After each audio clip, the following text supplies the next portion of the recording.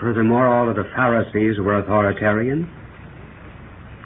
So when, therefore, our blessed Lord founded his church, naturally, he made it a bulwark against all forms of authoritarianism. Notice how he even contrasted his church and what would be likened to communism. He said, "You know that among the Gentiles, those who bear rule lord it over them, and great men vaunt their power over them.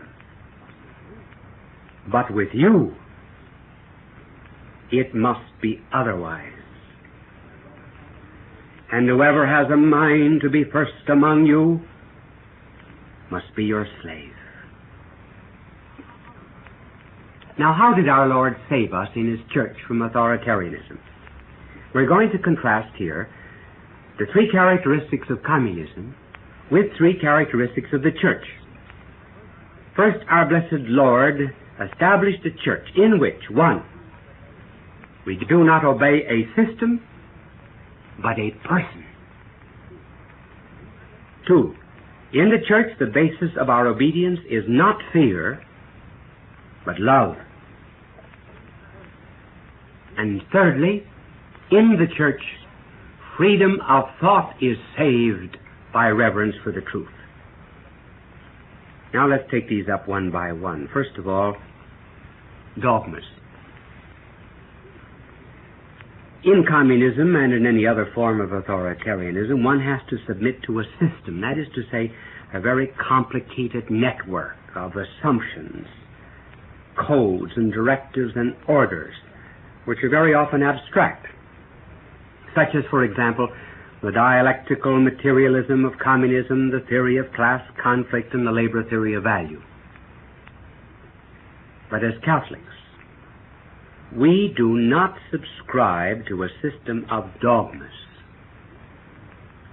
We begin with a person. The person of our Lord continued in his mystical body, the church. What is faith? Faith is the meeting of two personalities. You and our Lord. There's no adhesion to an abstract dogma, but rather a communion with a person who can neither deceive nor be deceived. The authoritarian starts with a party line. We start with our Lord, the Son of the living God, who said, "I am the truth." I am the truth. In other words, truth was identified with his personality. Remember when you were a child? What did you consider your home? Just a sum of commands given by either your mother or your father? It was more than that, was it not? It was the love of their personalities. Our faith, then, is first and foremost in Christ, who lives in his mystical body, the church. It is only secondarily in the explicit beliefs. If our blessed Lord did not reveal them, we would not believe them. If we lost him, we would lose our beliefs. He comes first. Everything else is secondary. There is no doctrine, no moral, no dogma, no liturgy, no belief apart from him. He is the object of faith. Not a dogma. For example, there is a kind of a dogma, we might call it that when a young man loves a young woman, he should give her a ring when he becomes engaged to her. But what is primary to that custom and that dogma that he should give a ring? Is it not a love of her person? So with us. To a Catholic, there's nothing credible in the church apart from Christ who lives in it. Why, if we did not believe that our Lord was God, if we said that he was only a good man, we would never believe in the Eucharist or the Trinity. If we believed that our Lord was just simply a human being who perished in the dust, we would not believe in the forgiveness of sins. But we know that our blessed Lord once taught, governed, and sanctified through a physical body which he took from his mother, and now we know that he continues to teach and to govern and to sanctify in the mystical body which he took from the womb of humanity. His first body was overshadowed by the Holy Spirit. His mystical body was overshadowed by the Holy Spirit on Pentecost. Therefore, we accept every single word of his, not just what his secretaries wrote,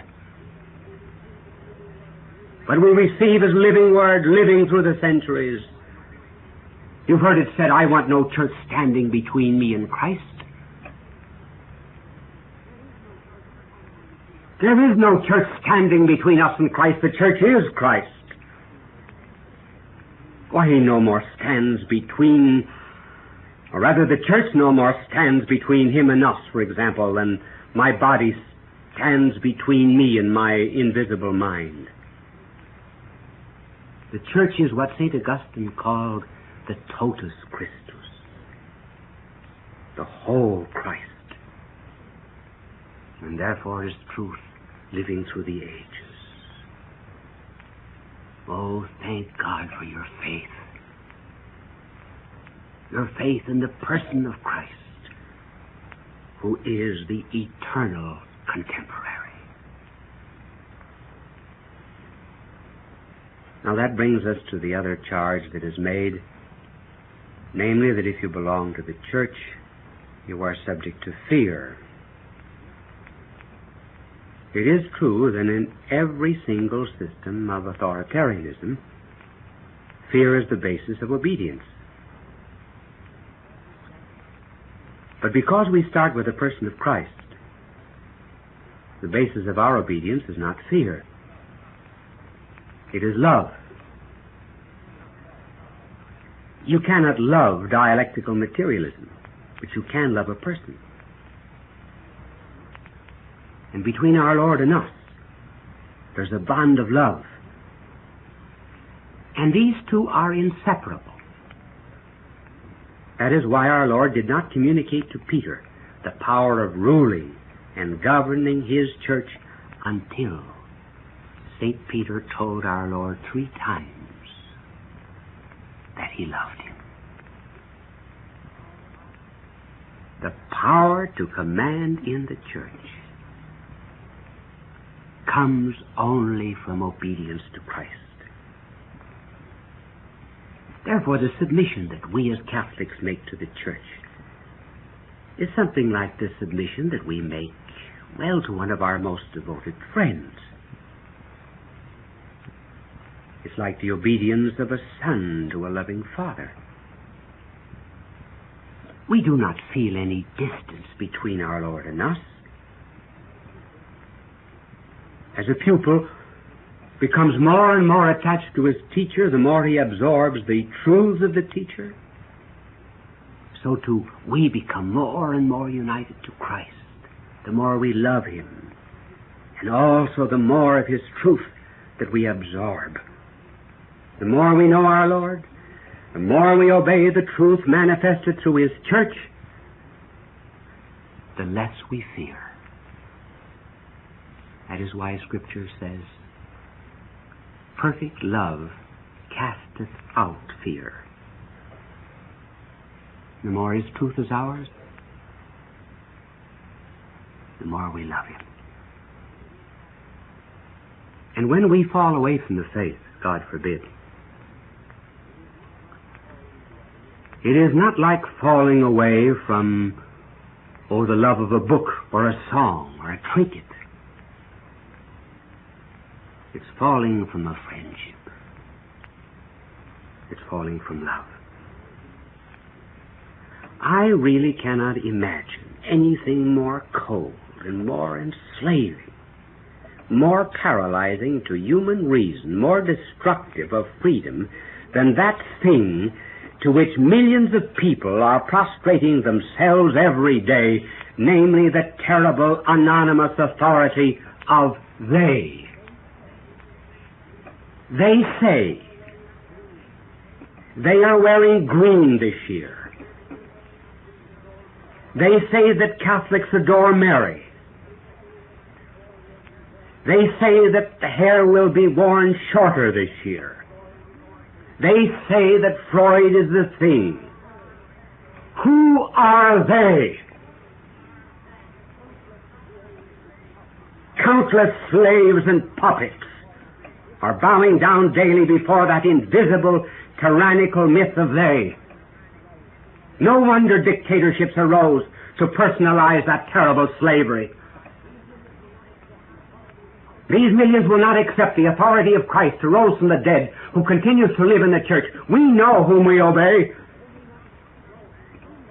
They do not know whom they are obeying. They cannot point to the persons or to the object behind that terrible anonymous they. But thank God we know. We obey our Lord in the church. And the very negative proof of the fact that it is love that binds us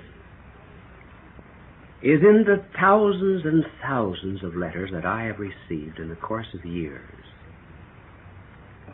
from persons who have fallen away from the church or who are outside of it because they entered into a second or a third invalid marriage. All of these letters express invariably a great unhappiness on the inside, a boredom, an ennui, a disgust, and an anxiety. Not because they have broken a law, but because they have broken a bond of friendship with the Sacred Heart. Their loneliness also bears witness to the truth that when there's no person to love, there's no certitude. There's only subjection. When there's a love of Christ, then love begins to believe everything. And since no one can ever surpass the love that Christ showed for us in redeeming us and founding his mystical body, the church, there can be no greater certitude in the world. And that's the only kind of love that can save us from authoritarianism with its fear and make us really loving creatures, bound together in the tendrils of affection to him who loved us even to a point of death.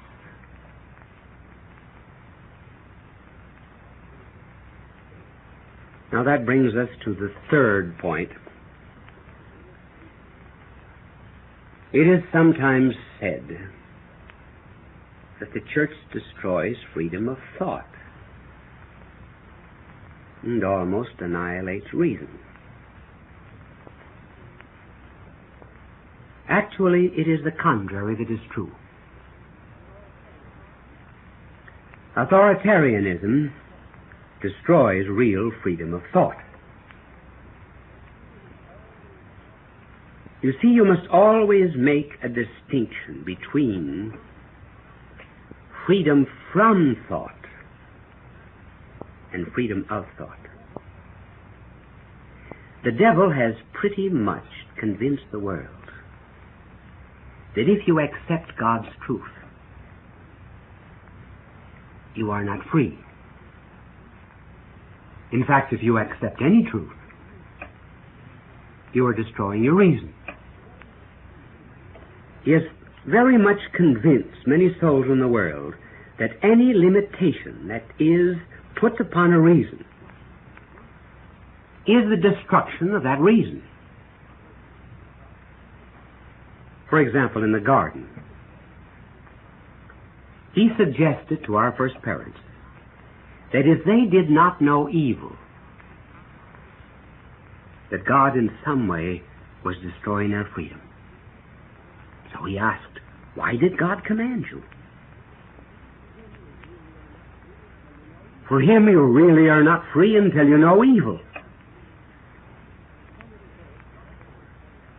In so many words, the devil was telling our first parents, the purpose of God is to prevent free inquiry.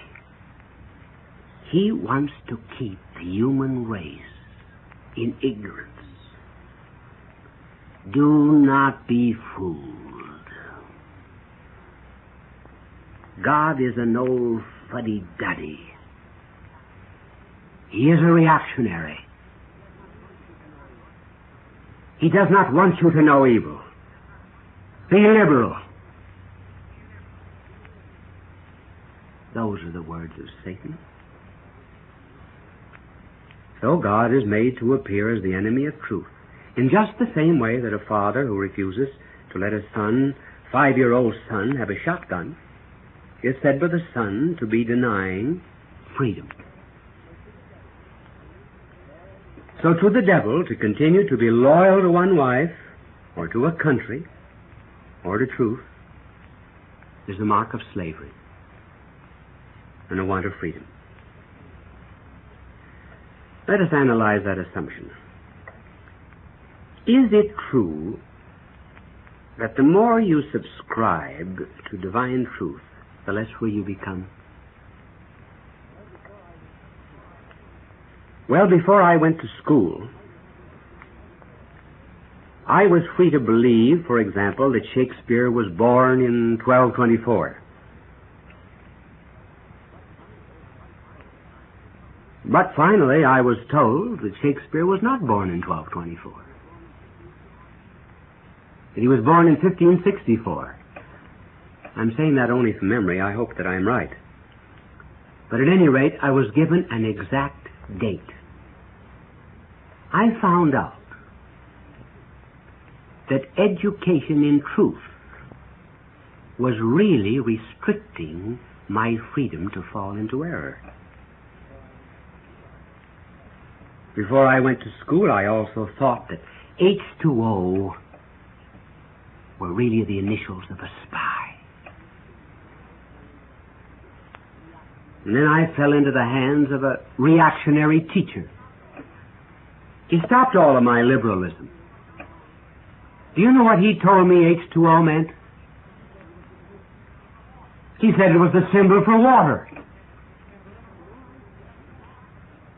And thus, the more I studied, the less free I became to know error.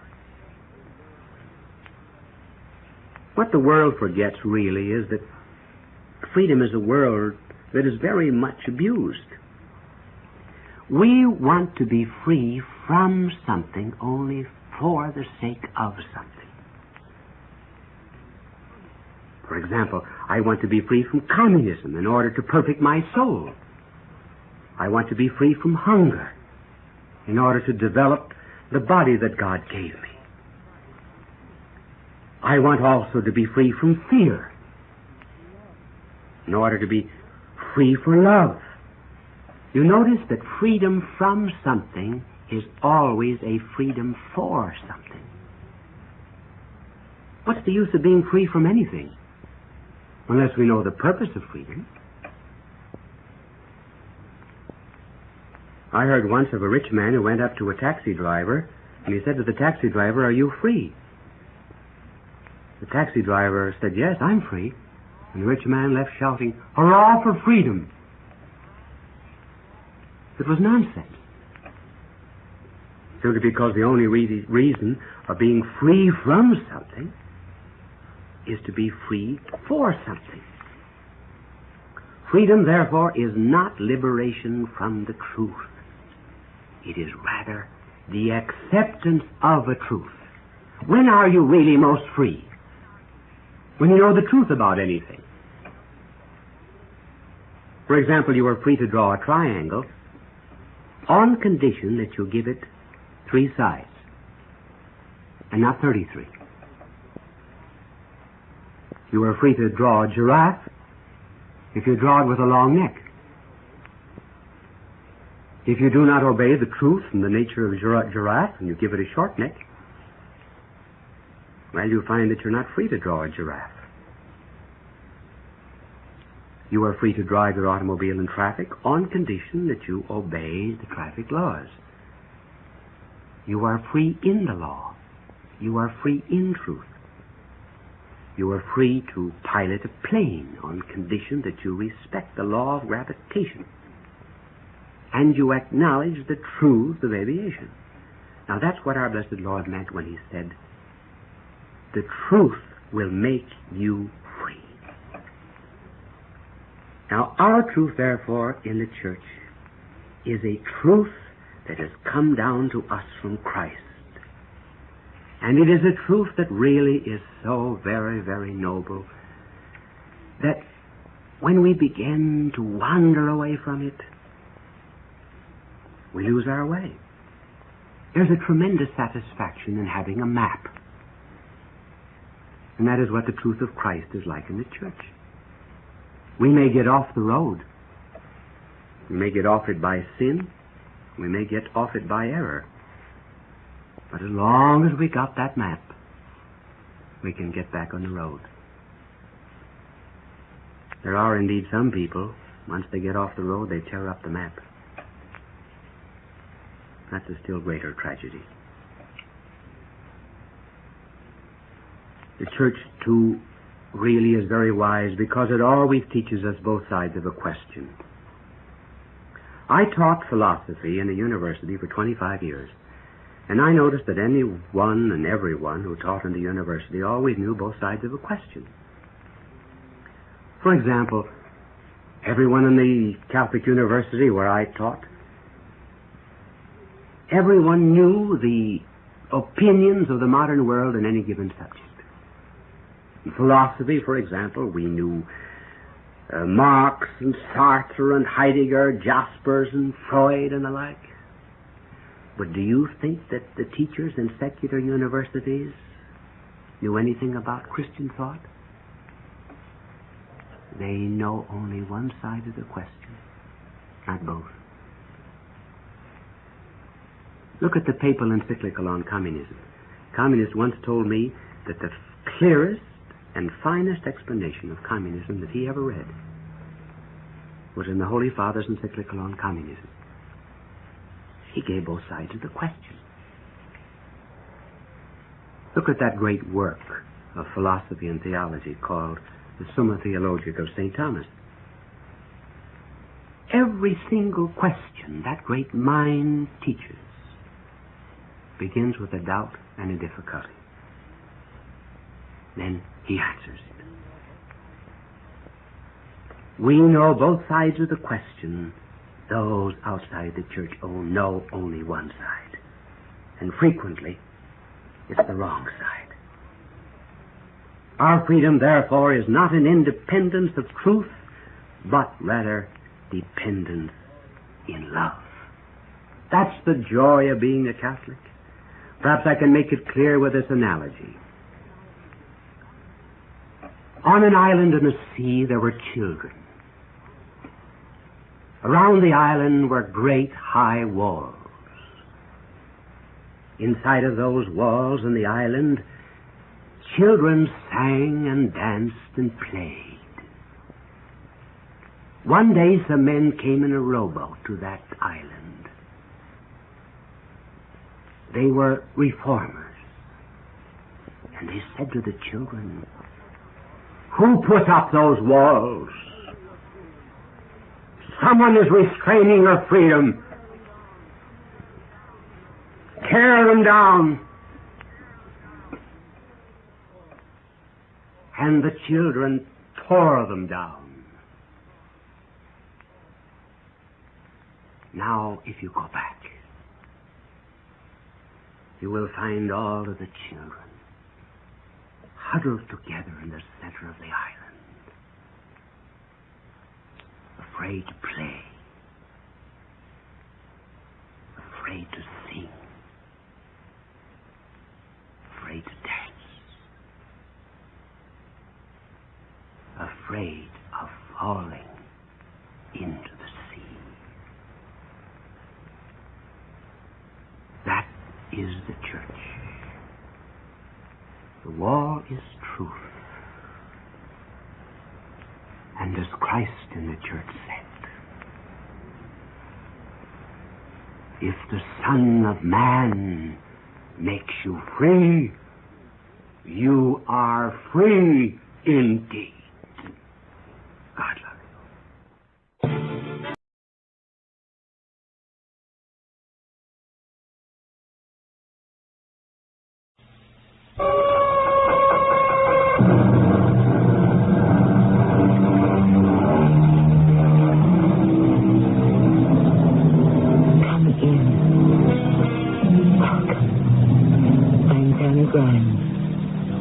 We are going to present to your edification a story about voodooism.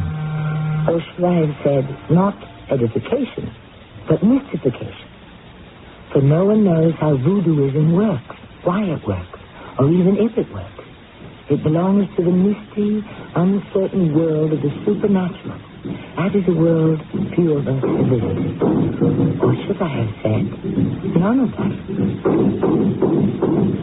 Jebba. You call, Doctor? What are you doing here in the dead of night? I wait for the White Hunter, sir. What for? We make walk in the forest for the elephant. Elephants at midnight? That's impossible. No, not impossible. They walk the forest at midnight. Elephants do? Elephant goes. They walk at midnight.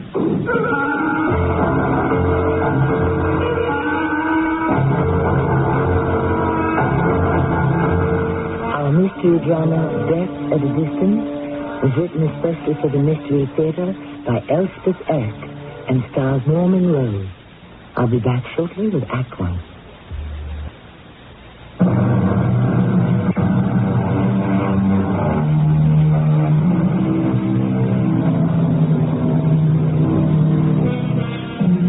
Voodooism is a religion. At least it started as a religion. But perhaps today most would call it a cult with religious overtones. Offensive as it may be to members of the more established religions, voodooism started in Africa centuries ago, and its traces linger to this very day. Its strength lies entirely in the faith of its believers. Can any religion, new or old, say more? My name is John Best. I'm an old man now, but hardly a day passes that I don't think, however fleetingly, of the time long past that I spent in West Africa. I'd worked my way through medical school by dint of hard work and intense application, and at 24 I was entitled to call myself a doctor. Being without family or close friends, and without a farthing to my name, it was imperative that I find a paying job. Colonialism had not yet acquired its unsavory reputation, and when the Crown offered me a position as resident doctor in a remote West African country, I accepted. I found there a smattering of my countrymen, among them one Josiah Moody, who had risen to the post of chief magistrate, to whom fell the task of administering justice among the natives. It soon became my habit to visit Judge Moody regularly. Come in, Doctor, come in. You're just in time for tea. I thought I might be. Unless you'd rather have something else. No. Tea's fine. Good. Well, Jebba has everything laid out in the library. I've taught her to make something very like scones. Of course, she won't even taste them herself, but I find them acceptable. Well, sit down. She'll bring them in presently. Well, how are things progressing with you, Judge? Oh, much as usual. You take anything in your tea? Oh, no, clear, please. Oh, good. So do I. You know, I'm glad you stopped around today, John. I need someone to talk to. Well, I'm glad I'm here. Do you know Chesterton up here? The elephant hunter? Yes. I know of him. I've never met him. He has the knack of staying in good health. Well, the natives hate him. They come complaining to me. Oh, with justification? Well, how do I know? Napier denies everything, of course. What's their complaint? Well, that he pays them less for the elephant tusks than he's promised them. Or they say sometimes, nothing at all. Small wonder they complain. Come in, Jebba. I've been your pastry, sir. Scones, Jebba, Scone. Set them down. Scone? Yes, sir. Try one, John. Yes, I will, thank you. Well, not exactly what you get back home, but... Good. Yes, really good. You like, truly like? Oh, yes, I do very much. Strange. That will be all, Gemma. Yes, sir. I come back later.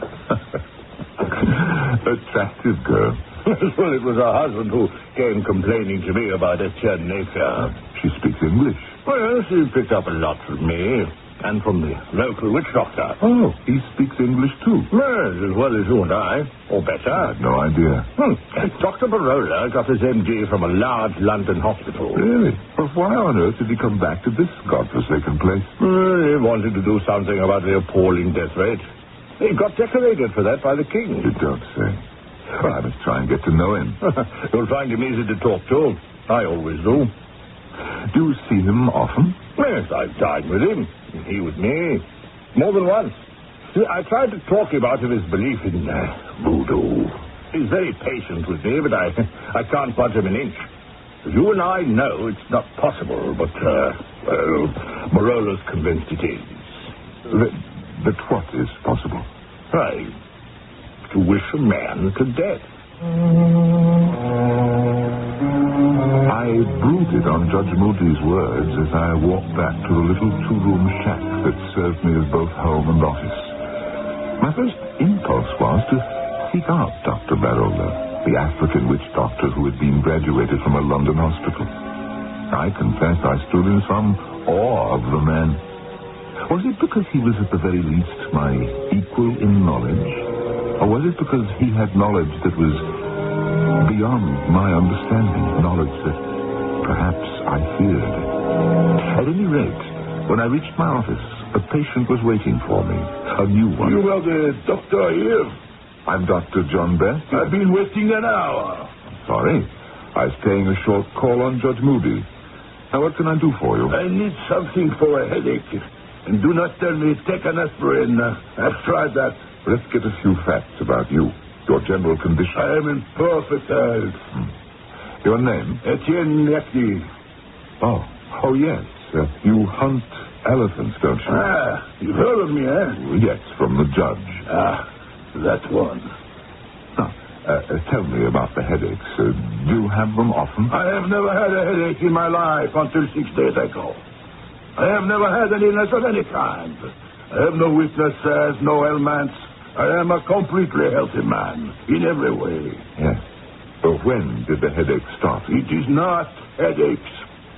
It is one long headache that never stops. Why didn't you come to me before? As I've told you, I am a completely healthy man. You are the first doctor I've ever consulted in my entire life. And I was amazed that I should be stricken with such a ridiculous thing as a pain headache. And I thought to ignore it till it should go away. You've endured it for 6 whole days? Yes. Except for 1 hour. And when was that? The native woman who comes to collect my laundry. She saw my suffering. They can be very perceptive, these savages. And she offered to massage my throbbing head. I was desperate, and I permitted it. And in a minute or two, the headache disappeared, and I fell asleep. And when you woke? I was myself again. I called for my bearers and my trackers, and we started on the hunt. But not 10 feet into the forest, the headache returned, worse than before. Worse than it had ever been. I had to call off the hunt. And that was when I decided I must of necessity come to see you. Now, if you will be so kind as to give me some remedy, I will be much obliged. I didn't like the man. People who demand instant cures for whatever ails them can be very irritating to a physician. I told Monsieur Etienne Napier that I would be glad to make as thorough an examination of his anatomy as my limited equipment permitted, but he was unwilling to allow me even to take his blood pressure. I could have given him a sugar pill or some other placebo and trust to luck that his headache would cease. But frankly, I so disliked him I was unwilling even to do that. I wanted nothing but to forget him. A few days later, I found time to visit the thatched hut of a person I really wanted to meet, Dr. Barola, the medicine man. You are the white doctor, I believe. Dr. John Best. Is that not your name? Yes. And you're Dr. Barola. I am delighted, sir. Come in. My humble abode is open to you. Thank you. Judge Moody has been telling me about you, how you went to medical school in London. 40 years ago, yes. But you chose to come back here. You chose to be a witch doctor. Oh, you're frowning. I, sir, am a doctor, pure and simple. But you do use somewhat unorthodox methods. When the occasion demands, yes. Dr. Barola, I'm going to ask you something straight out. Please do. Naturally, you needn't answer if you'd rather not. No, please ask. Is it true, is it possible, using your unorthodox methods, can you kill a man at a distance? Of course. I mean, cause a man's death simply by wishing him dead? Certainly. How? Could you explain how it works, if it does? It does. How is a more complicated matter.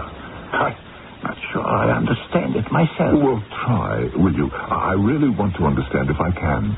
I suppose it has some connection with hypnosis.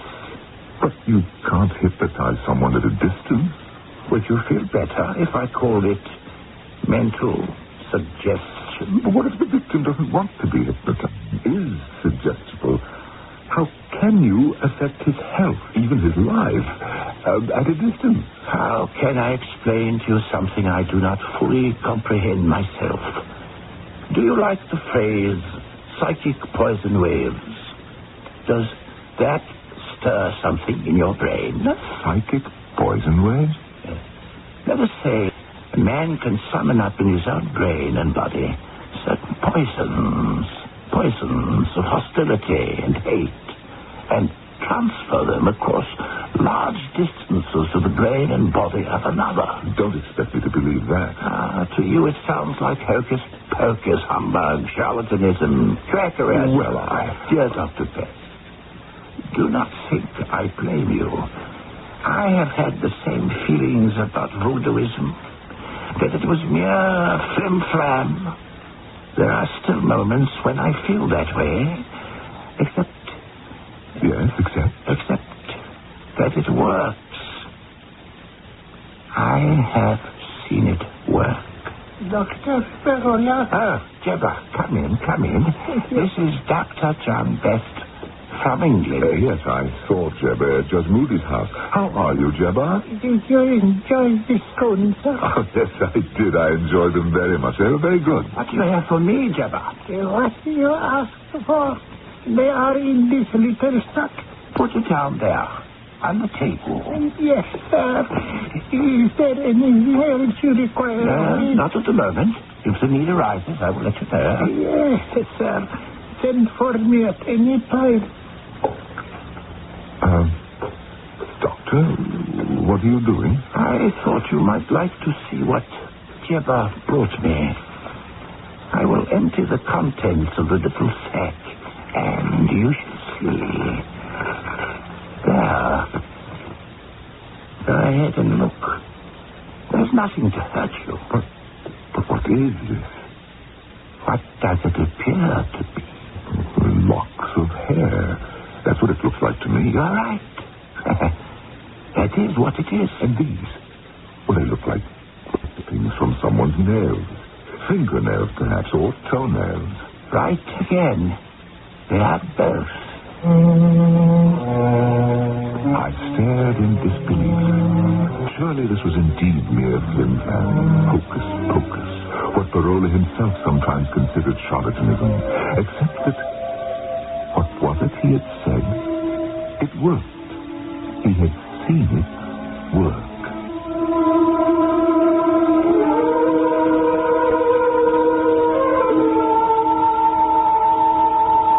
As so very often happens when we are at a loss for words to explain the inexplicable, we must fall back upon that greatest of writers in English, William Shakespeare.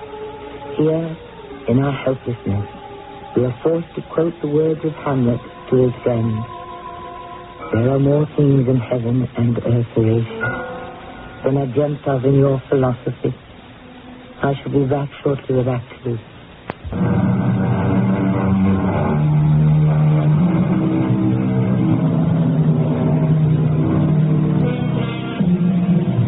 Before the believers in orthodox medicine sneer too openly at the ways of the witch doctor, let them reflect on this. While they extol the virtues of iron as a tonic and prescribe various pills, liquids, or injections, let them remember that for centuries Africans have been told by their medicine men to get from their local blacksmith a quart of his dipping water, the water in which he cools his iron work tools, and to drink it. It seems to work very well, as it always has.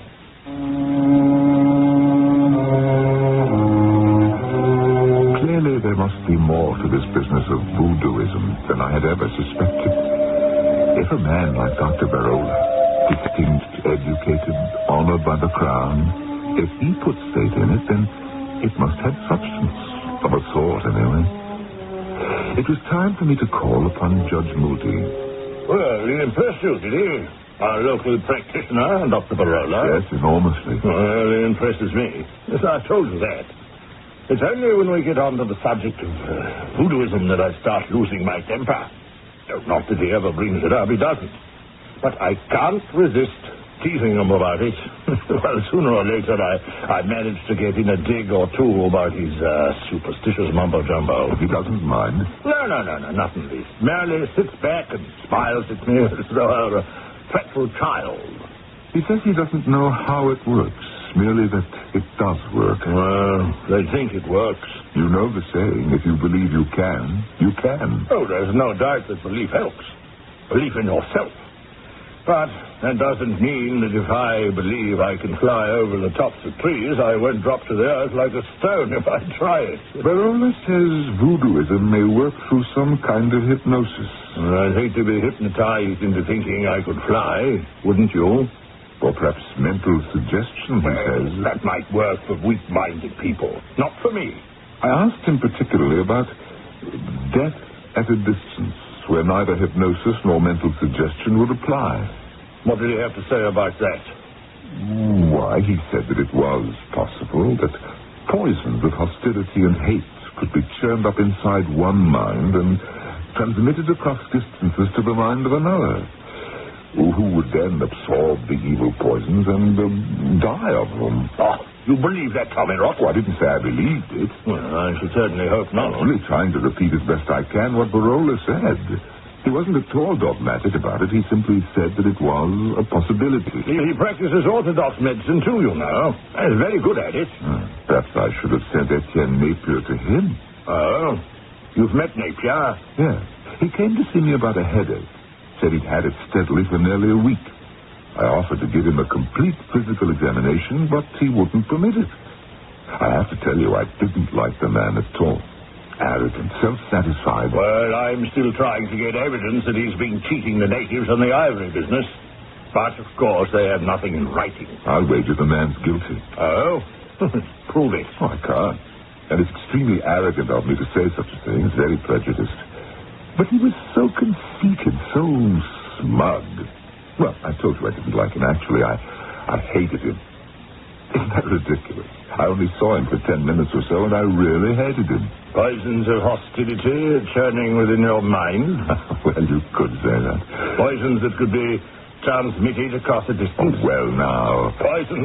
Poisons that could kill him. Oh, come, Judge, you're teasing me. Actually, I had nothing against the man. Yes, except that you hate him. I should make allowances. A man who's had a headache steadily for 6 days, bound to make him edgy. Well, it wouldn't make me edgy. Actually, he did have relief for an hour or so. Oh?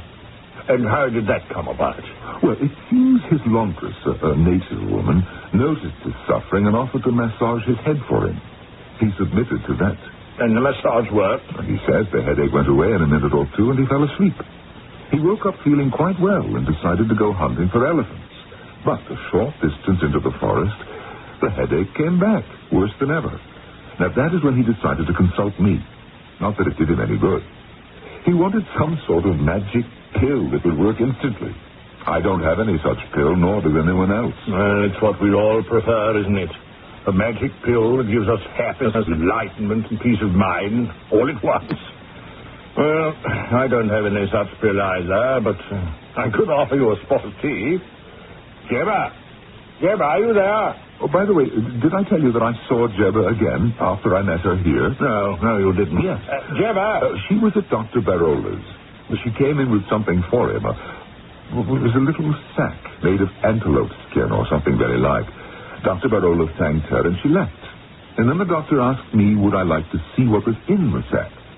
Naturally, I said yes, and he poured the contents out on the table. You'll never guess what they were. Well, what were they? They were nail parings. Nail parings? Yes. They looked to have been cut from both fingers and toes. How very odd. No, wait, that's not all. There were snippets of hair. Human hair? They looked to be. What color? I beg your pardon? What color was the hair? Well, it was brown, or light brown. Not a dark brown. Almost black. No. Just a nondescript light brown. Then it couldn't have been my hair. My hair is very dark. It never entered my head that it might be your hair. But on the other hand, your hair is light. A sort of nondescript light brown, isn't it? I didn't stay for tea. I improvised some excuse and left. Was it possible that Judge Moody, that stern realist, that uncompromising champion of the provable, was his legalistic mind infected with a sneaking belief in voodoo? And a fear of it as well? I went home and was reading my Materia Medica well into the night, when suddenly a scream, a loud, anguished scream. Why did I know at once it was Etienne Napier who said it? I ran from my house to his and found him just outside it, wild-eyed and frantic. They're in there! All of them! Napier! They hate me! They want to kill me! Napier! It's Dr. Best. The forest is full of them! Look at me, man! They're after me! They won't leave me alone till they kill me! Don't you recognize me? Don't you know me? One of them touched me! Now, let me take you into the house. Now, come now. The others were all around me.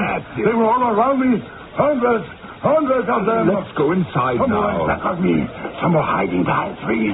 They were watching. Here we are now. The biggest one of all. He touched me. Where did he touch you? Ankle. All right, now just lie down on the couch and let me have a look. The forest was full of them. They didn't make a sound. Just walked beside me, in front of me and back of me. And when I moved, they moved.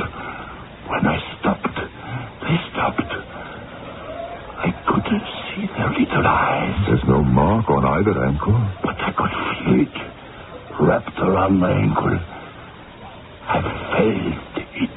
Why would anyone want to do that? What would be the point? To trip me up. To bring me to earth. Then they would all trample on me. They would crush me. Who would want to do that? The elephants. The elephants. The elephants. I sat with the poor demented man. He raved for a time about the elephants. How their tusks had shone in the moonlight. How they followed him without a sound. At last he was quiet. More from exhaustion than anything else. And I left.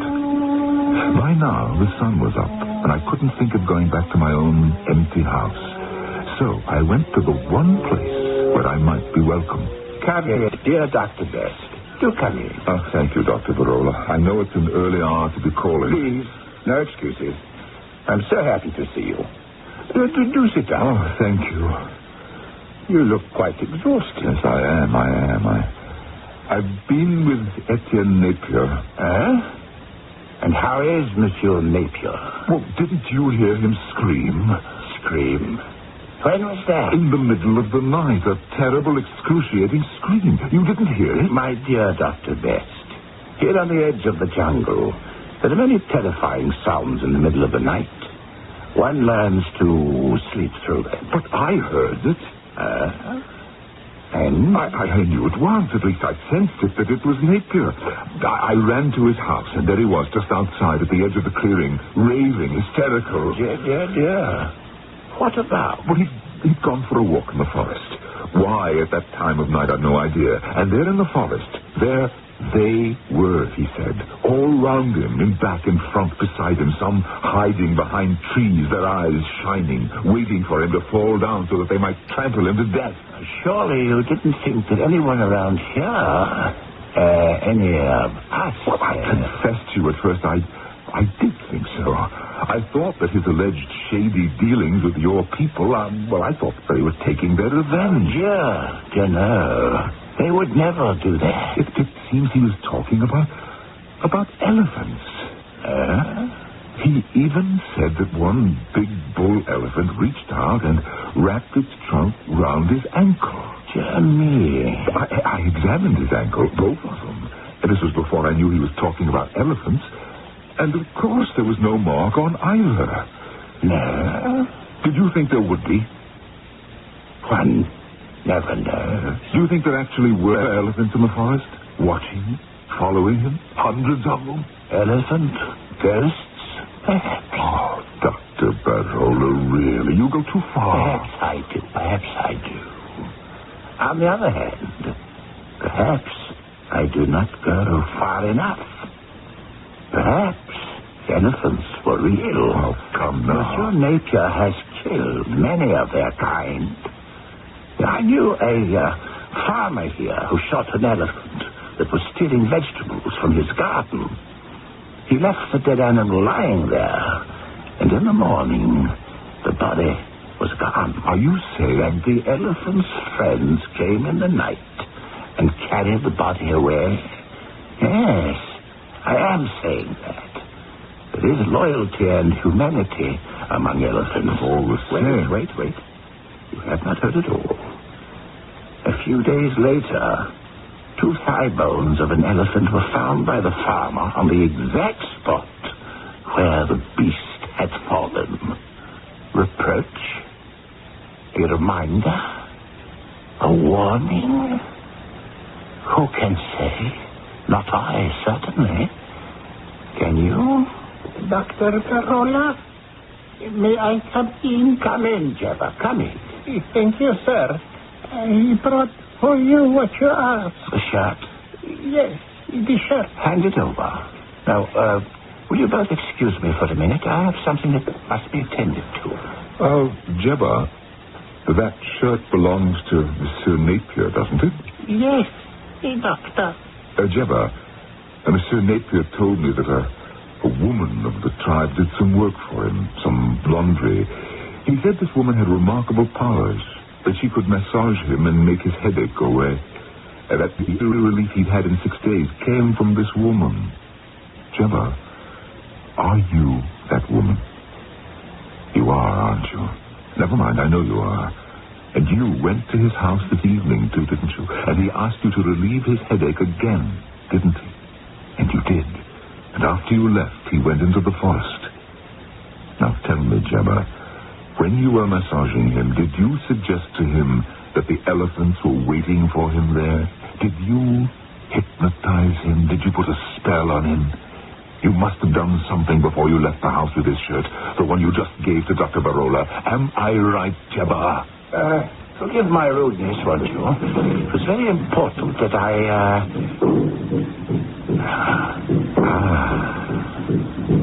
Those are tom-toms, aren't they? The native drums, yes. They are talking together. Speaking in concert. Speaking with one voice. It should not be too long now. I sat in stunned silence as the jungle drums pounded in my ears. Dr. Barola and Jebba talked quietly to each other. About what, I did not know, nor did I want to know. After a while, I muttered something about getting home in time for morning office hours and stumbled out. Once outside, the drums sounded louder and more menacing.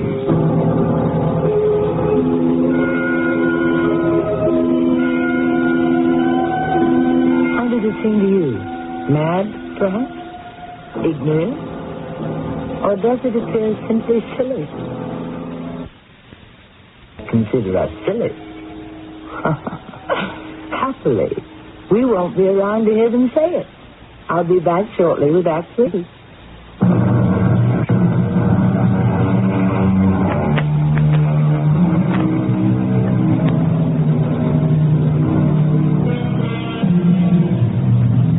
We would all agree, I suppose, that voodooism belongs to the world of the supernatural. But what precisely do we mean by supernatural? We mean beyond the laws of nature, do we not? But do we know what all the laws of nature are? Can we even comprehend the true essence of the laws we do know? Perhaps, like Barola, we only know that they work. But why they work remains a mystery. The tom-toms sounded all day. Their monotonous beat at first disturbed me, and then lulled me into some sort of restless sleep. I was wakened by a native messenger who came to tell me that Judge Moody wished to see me. Of course, I hastened to comply. The judge was waiting for me outside his house. John, Napier's here. Oh, how is he? He's very agitated, very angry.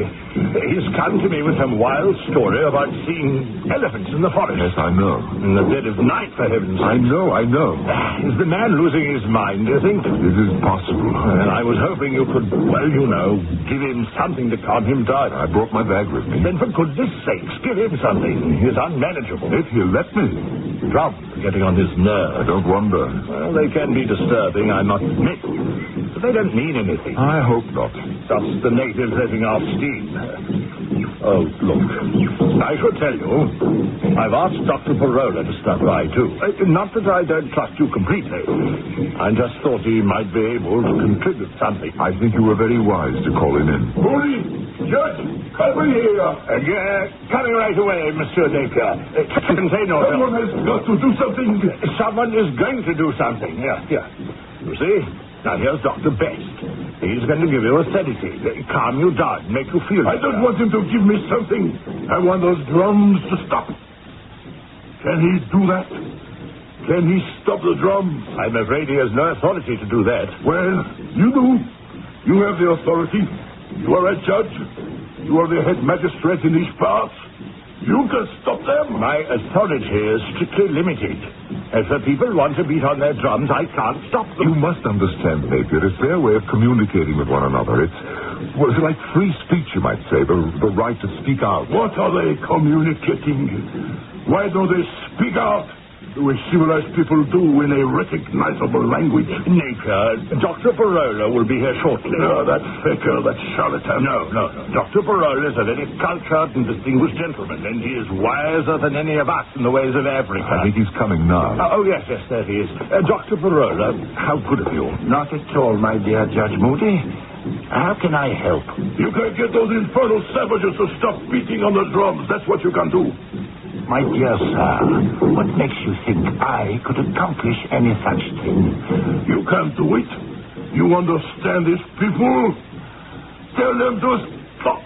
To stop this instant. Monsieur Napier is unduly upset because of an incident which took place last night in the forest. The elephants. The forest was filled with elephants. You see, it's quite hopeless. I managed to administer a sedative to Napier with the assistance of Judge Moody, for the enraged man would not cooperate to the slightest degree. When we asked Dr. Barola to help us, he declined politely and left. A short while later, when Napier had quieted down a bit, I took my leave.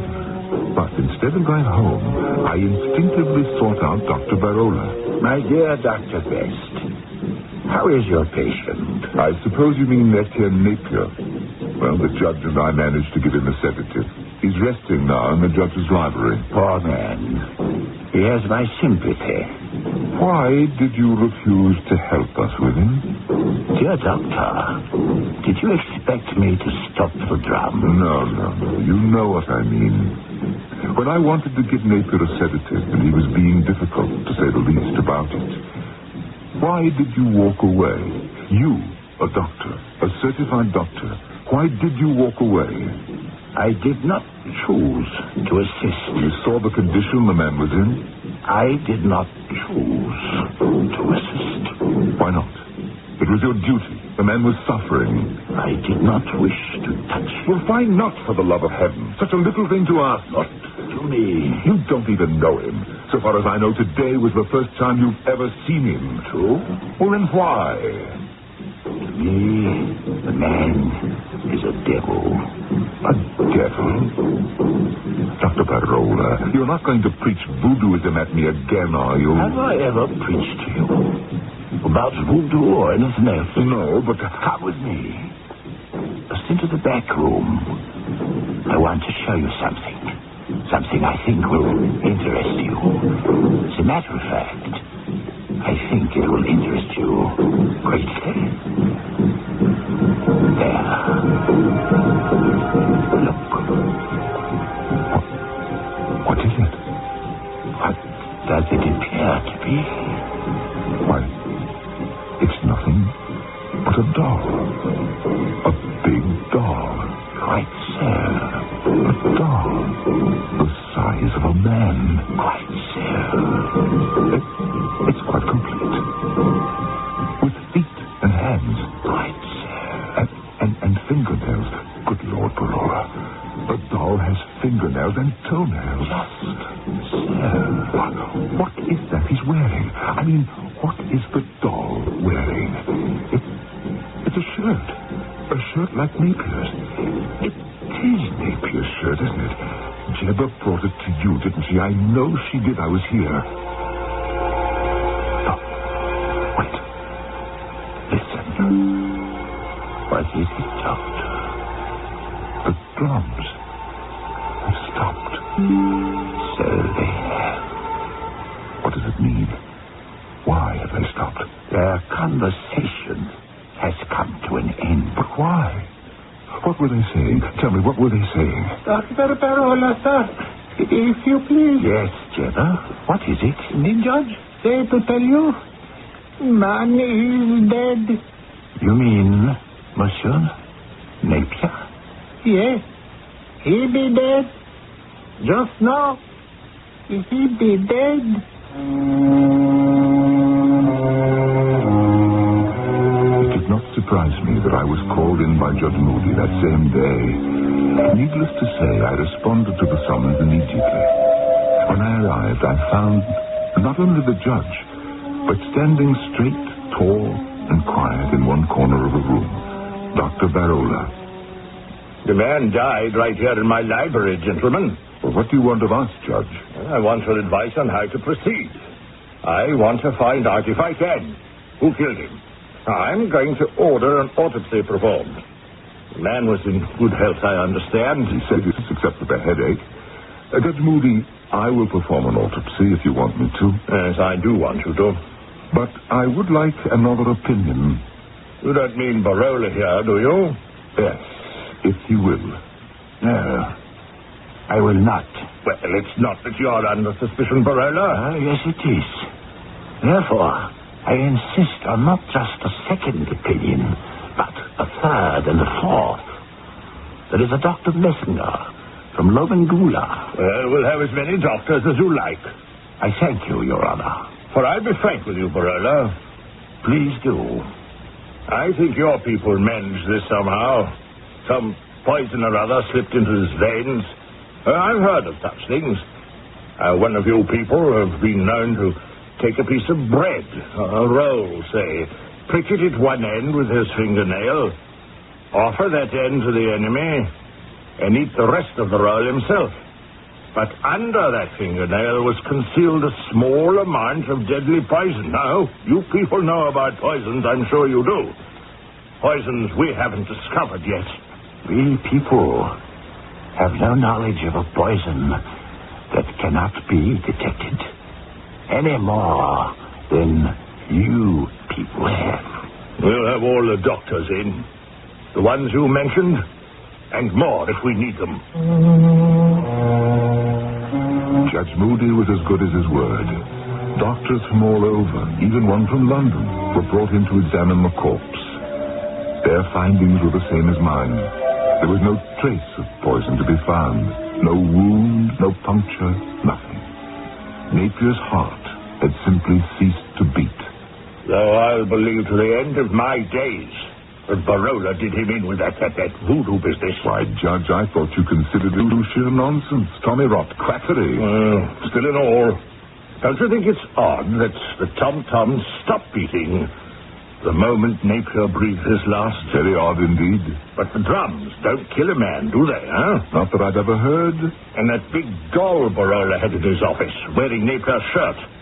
Peculiar thing to have standing around, don't you think? Most peculiar. But dolls can't kill people. Most unlikely. Stupid doll even had fingernails and toenails. Did you know that?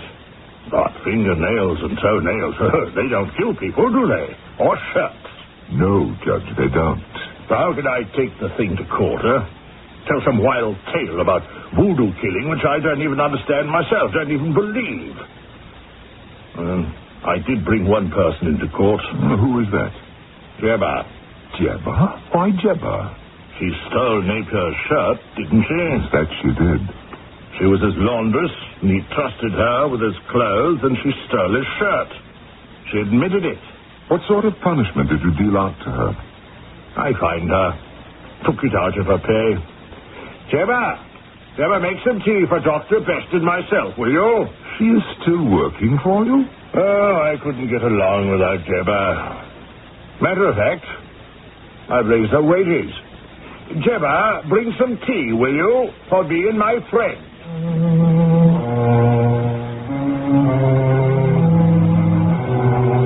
As I said at the start, I'm an old man now, and many things have changed.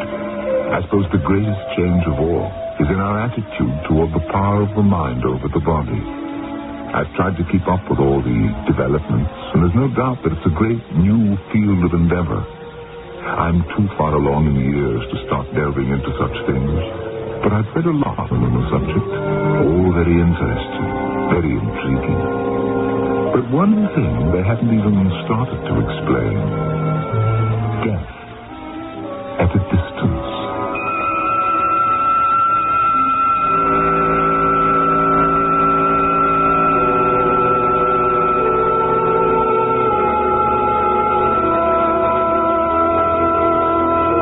If you think someone like me is competent to explain death at a distance, you are very much mistaken. I wouldn't even try. I don't understand it at all. If you want the truth, I don't even believe it's possible. I think it's Tommy rot, humbug. But then, what do I know? I shall be back shortly. To Larry, another reader, or is it victim of Raven House mysteries? I was at the bus stop reading the latest Raven House paperback when a lady walked by. She seemed familiar, like I knew her from somewhere. I followed her. She started to run, and I lost her in the crowd. The next day, I saw her again in the supermarket. Our eyes met over the lettuce. I said, "Sarah, you're supposed to be dead." Raven House mysteries are so engrossing, you can't help but let the mystery take over your life.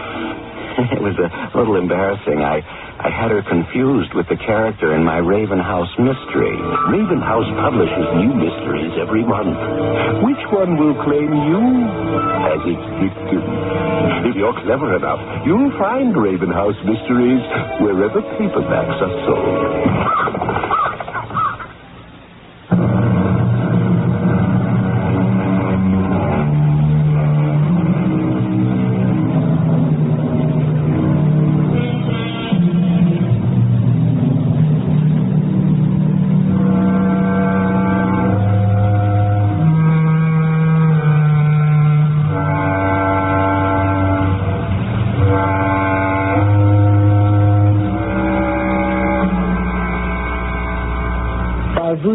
originated in Africa, it spread after a while to the West Indies.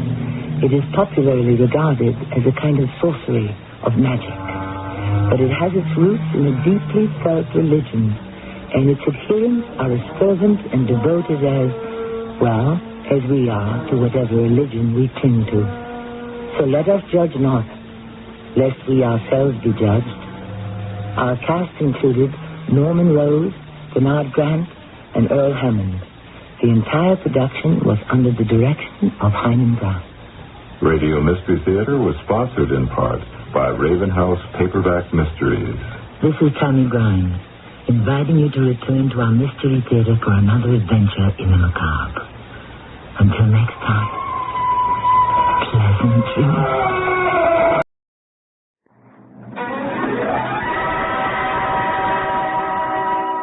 Claude Rains as Captain Paul, the story of John Paul Jones on the Cavalcade of America, presented by DuPont, maker of better things for better living through chemistry.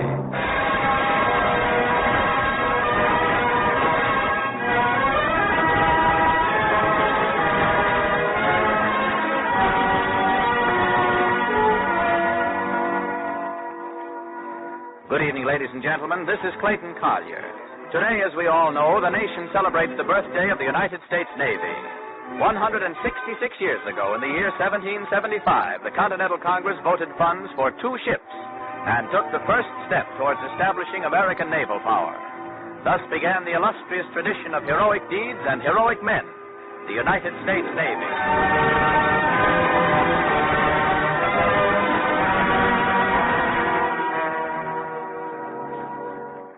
Tonight, the Cavalcade of America, sponsored by DuPont, brings you a play about a man who was a symbol of this great tradition. Adapted for radio from Commander Edward Ellsberg's bestseller, we present Captain Paul, the story of John Paul Jones, starring the distinguished actor Claude Rains.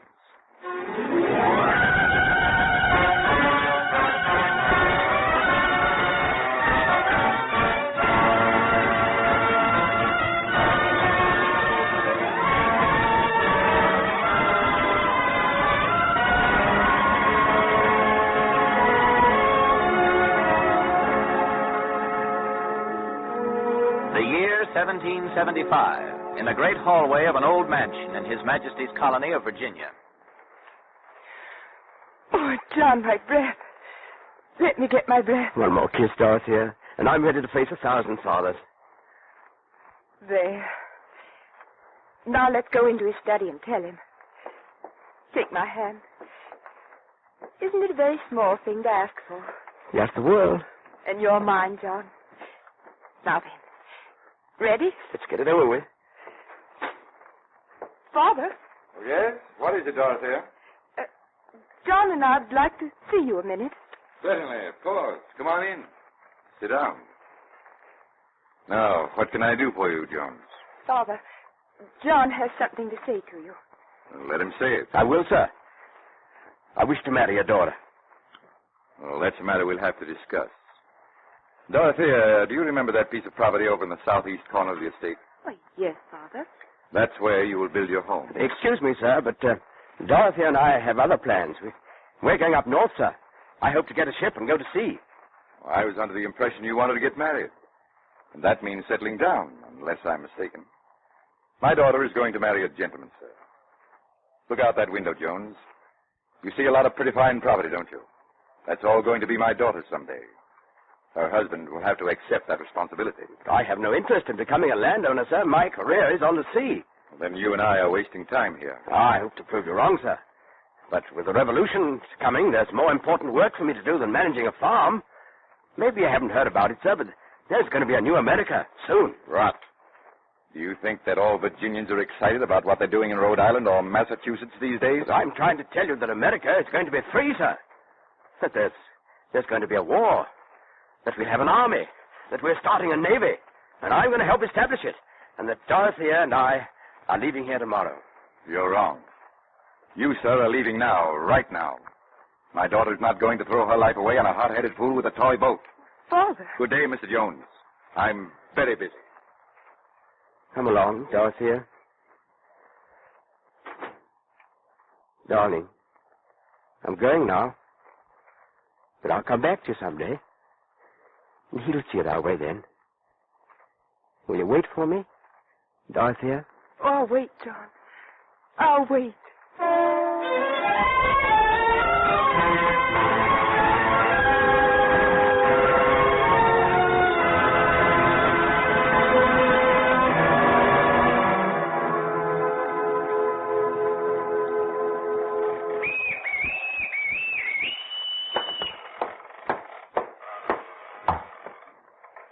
Sir, I am Captain White of His Majesty's Royal Navy. Captain Jones of the Continental Navy. I congratulate you on your victory, sir. My thoughts. Thank you, Captain. The American Navy is so young and impoverished, it could probably use it. But you better keep it. Thank you, sir. I'd like to ask you a question or two. Certainly. Where was your ship bound, sir? Boston. Your cargo? Our stores are sizable, sir.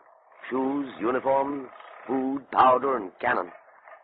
Captain Jones, I've never struck my flag before, and I still can't understand how you outmaneuvered me to windward.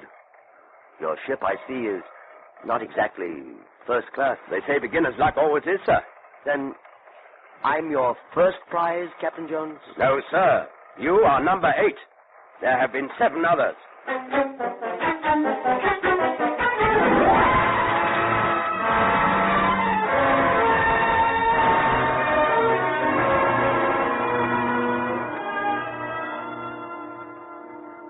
Captain Jones reporting to Commodore Hopkins. Captain Jones, I'm glad to see you back in Newport. Is the ship all right? Sir, I have the honor to report to you that in 6 weeks at sea, we captured 8 enemy vessels. Now I'd like the wages for my crew. Now? You know better than that. There isn't a pound for wages. Then suppose we settle it this way. I'll take an advance on the cargoes we captured. The crew is pledged to receive 1/3 value on all captured cargo. As to that, 2/3 goes for maintenance of the Navy. It may be months before Congress and the courts can dispose of a single shilling. Delay. There's no delay in your asking me to fire a cannon. I suppose you wouldn't know about firing a cannon, Commodore. You will address me as befits the Commodore of the Continental Fleet, Captain Jones. What fleet? Those 6 sloops rotting in the harbor? I tell you, I want a better ship if I'm going to carry out this sea raiding as it should be done. You don't know how lucky you are. And a lot more important men than yourself with better connections can't get a ship anywhere. Now, are you going to turn over that cargo to me? Or shall I be forced to relieve you of command? And shall I tell you there's a war going on, Commodore? The country's bleeding to death. And you know it. But so long as they don't bombard Philadelphia harbor, it's business as usual and the devil with liberty. Lick the heels of any tyrant, but get your goal out of it. And forget about the poor clods fighting to make men free. Get out of here, Jones, and don't come back. You won't get rid of me. My crew's outside. What if I tell them the Commodore of the Continental Fleet's grabbing 2/3 of the cargo for the Navy and letting the men wait? No. Wait a minute, Jones. You, want a better ship, you say? I do. Suppose I give you one we've just acquired from the French, the Amphitrite. I think this paper will make everything satisfactory. That's better. Good day, Commodore.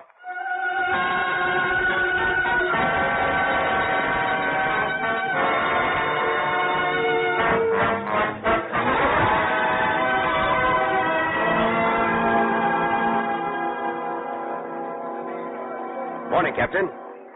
The Navy has commissioned me to take over the Amphitrite. Here are my papers. Yes, I see. Speed is all I ever laid eyes on, sir. I'll be off at once. Along with raiding, I'm to be head for Paris. Dr. Franklin must be given news of Burgoyne's surrender at Saratoga. Good.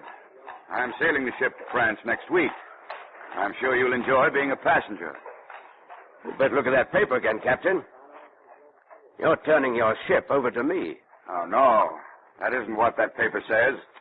It just says you can take command.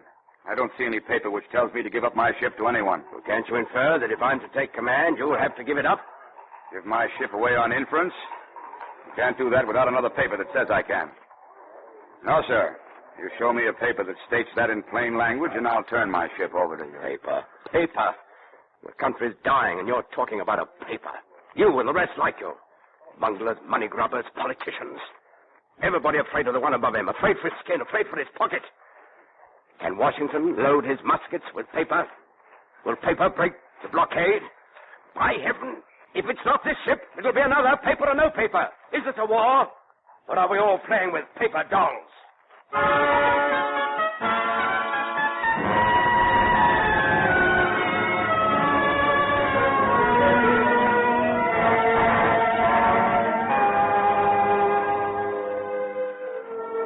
You are listening to The Cavalcade of America, starring Claude Rains in Captain Paul, brought to you by DuPont, maker of better things for better living through chemistry.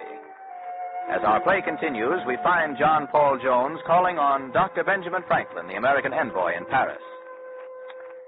And the news is, Dr. Franklin, General Burgoyne surrendered his entire army at Saratoga. Wonderful. Wonderful. Now the French will join us for sure. Good news indeed, my boy, good news. And now, tell me your plans. Dr. Franklin, I think you realize now we'll be able to finish the war quickly. And I'm sure you see the need for American naval power to do it.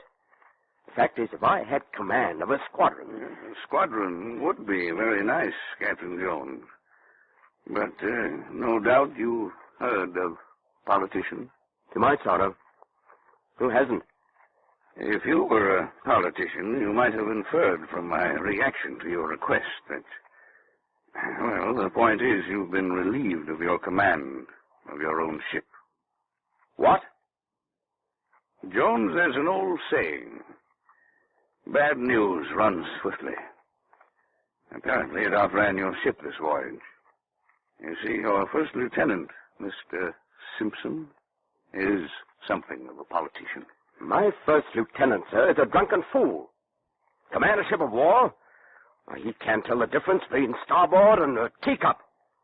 Do you think I'm going to lie down while he walks over my back? Well, why not roll over? Out of the way then, Jones.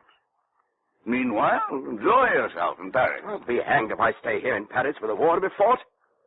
You will stay here, Jones, because I think there's a chance I can get you another ship.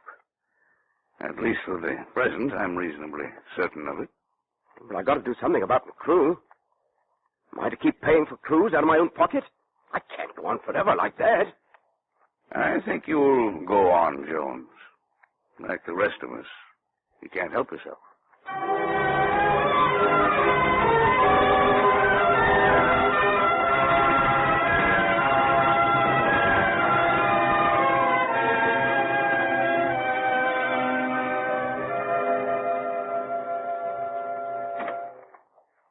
Dr. Franklin, I have gone on.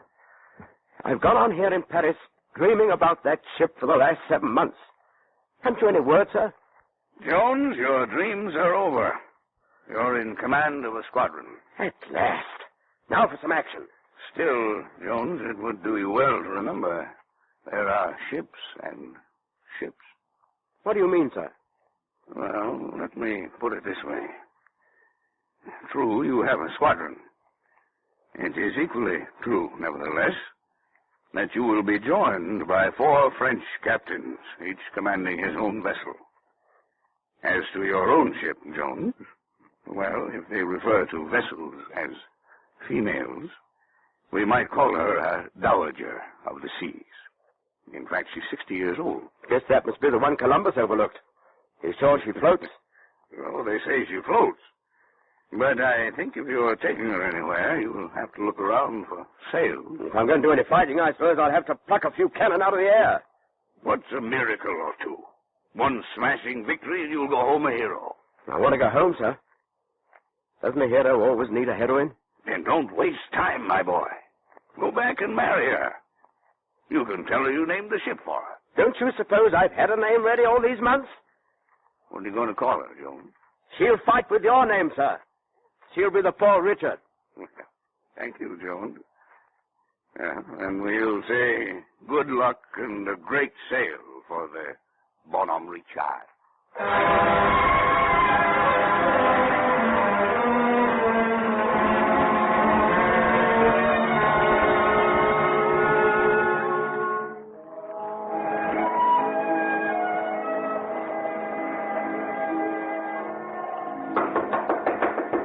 Come. Man of war off the port bow, sir. Up we go, Mr. Stacy. Yes, sir. How big is she? You'll see better through your glass. There. There she rides around the circle of the land. Hey, she's a big lady, Jack. I see right. Why, she's the flagship of the British Baltic Fleet. Look! Our squadron's running away. They're turning to the wind. Let the French go, the yellow dogs. That warship's too big for us. Nothing's too big for us today. Mr. Jackson, up with the gun ports. Up with the gun ports. Beat to quarters, Mr. Stacy. Beat to quarters. Clear the deck. Mr. Carroll, second exit. Hold on the light room, Anderson. Right, the boys. Lay the boarding deck. I'm the trip, lads.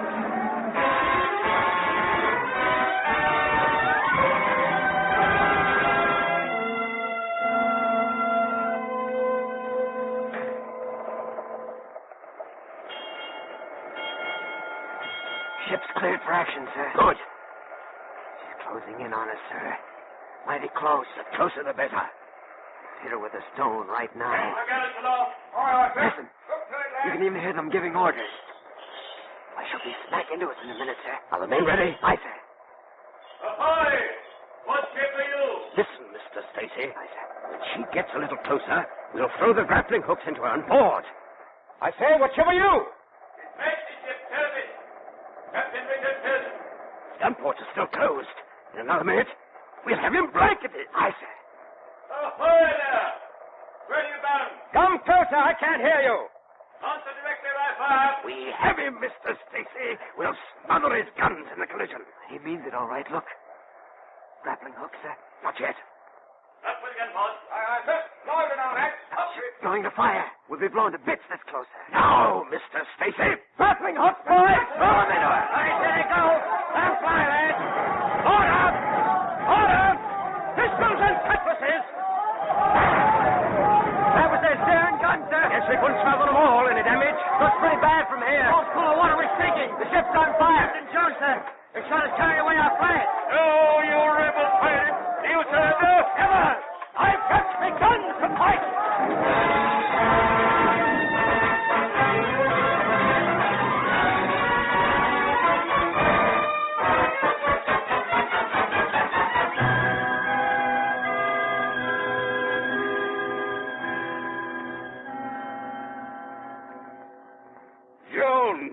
Jones, you must have been a wizard. Taking an old hulk like that and winning in spite of it. A great victory, my boy. That old hulk, as you call it, Dr. Franklin, how could she fail when she bears your name? Well, you see, Paris has turned out in your honor, and that's fine. You deserve everything. So don't delay. Go home and triumph. I dare say your friends will be delighted. Oh, by the way, here's a packet of letters for you from America. Oh, thank you, sir. Well, let me see that one from Virginia. Excuse me, sir, will you? Surely. What's the matter, Jones? Dear John, Miss Dorothea is no more. That is, a few months ago, she gave herself into the arms of Patrick Henry. Oh, I'm sorry, Jones. Patrick Henry. He's a great gentleman, isn't he, Dr. Franklin? Great gentleman of Virginia. Jones, let me give you some advice. The ambassador from the Imperial Russian Court has been to see me. It seems your fame has reached the ears of the Empress Catherine. She wants you in St. Petersburg as admiral of her Black Sea Fleet. There wasn't much point in it then, but now... There'd be money in that. How would that help? Money and a way to forget. I assure you the Empress is not, how shall I say, dull. No, I'm not, how shall I say, a fool. At least, as far as ships are concerned.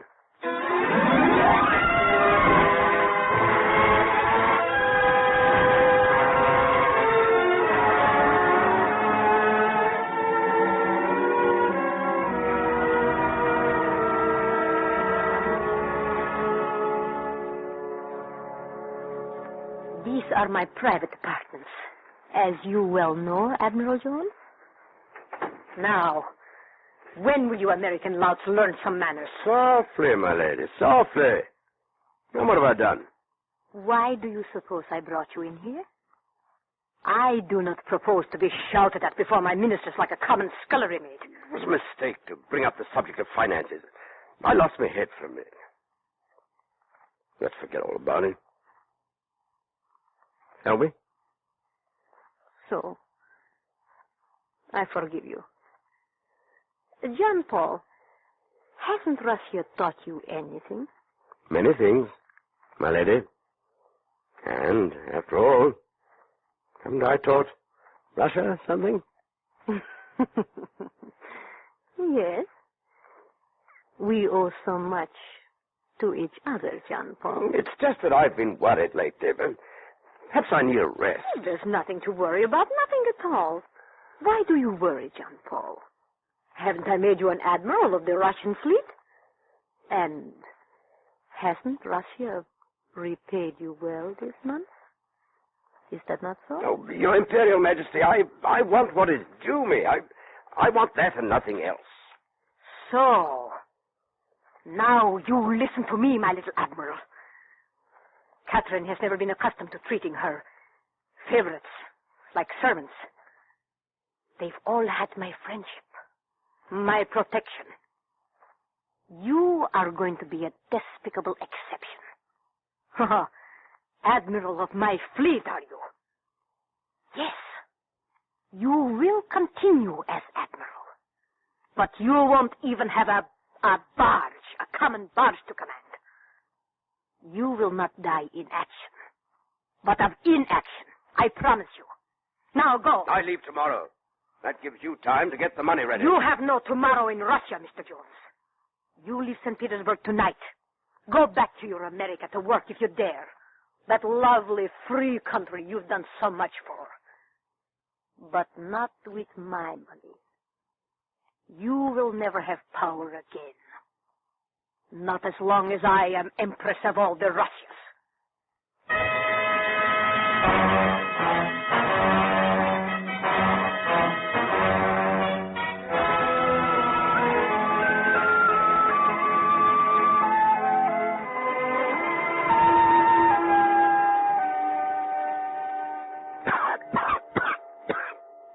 There. Now try to rest, Monsieur Jones. You are tired.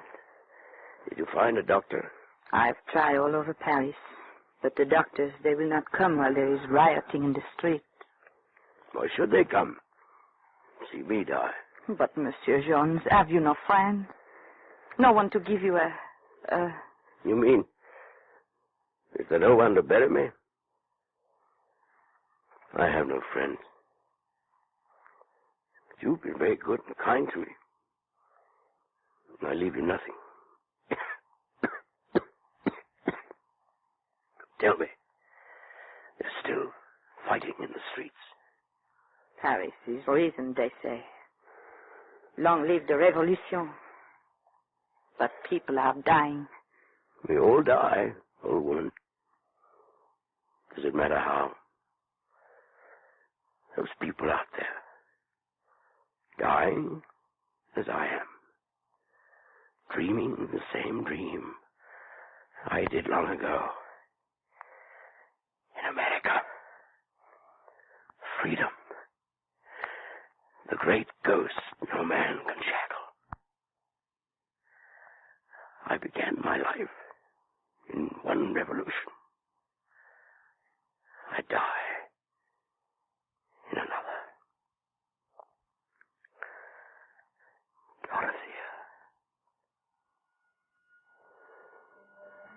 Dorothea? You haven't? My darling? A very small thing. So was my life without it.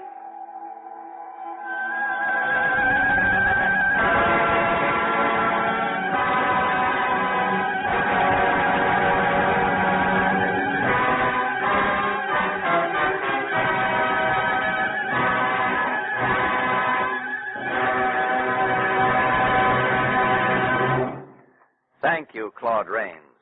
Ladies and gentlemen, in a moment our star will return to the microphone with an interesting announcement. But first, I'd like to bring you a message that is important for all of us. All uniforms aren't khaki-colored. The pair of white overalls a painter wears is a uniform, too. A painter is a defender. A brush and a can of paint protect America. Protect it today more than ever, because today we must keep our American industrial plants running at top efficiency. We don't want deterioration to slow a single plant. Paint is the protection against deterioration.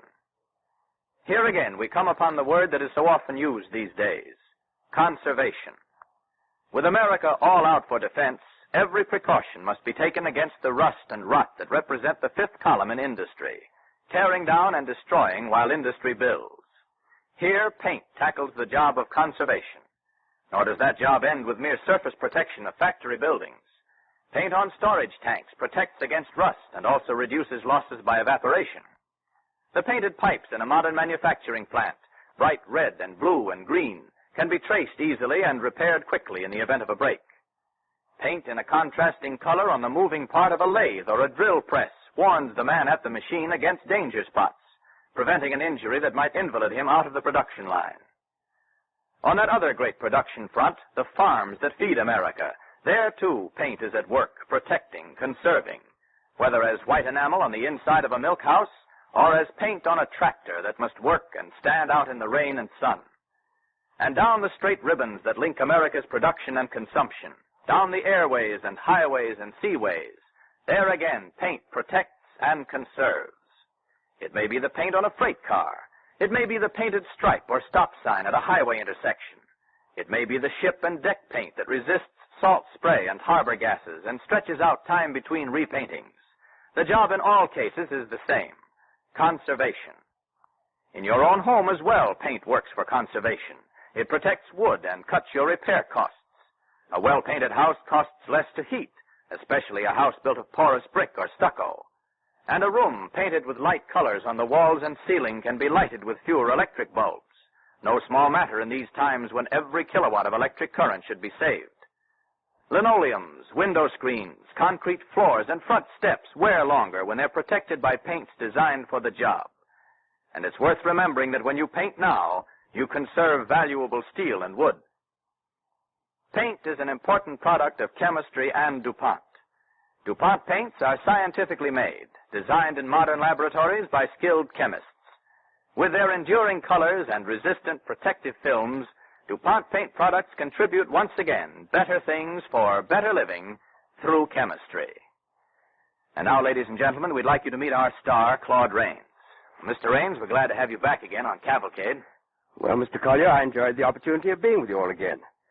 And with the help of my old friends, the Cavalcade players, I hope that tonight's show, dedicated to a great man and a great tradition, has contributed something to the commemoration of Navy Day. We certainly trust you're right, Mr. Rains, and we'd like to congratulate you for your part in recalling to us the heroism of one of those men who made our Navy great. Thank you, Mr. Collier. Now I'd like to bring our radio audience that interesting announcement you spoke about. Before I left Hollywood to come here for the show, I saw a preview screening of the new Warner Brothers picture you're doing on Cavalcade next week. It's called One Foot in Heaven. One of the most delightful stories they've ever filmed in Hollywood. And in it, my good friend, Frederick March, turns in one of the greatest starting performances of his career. Thank you, Claude Rains.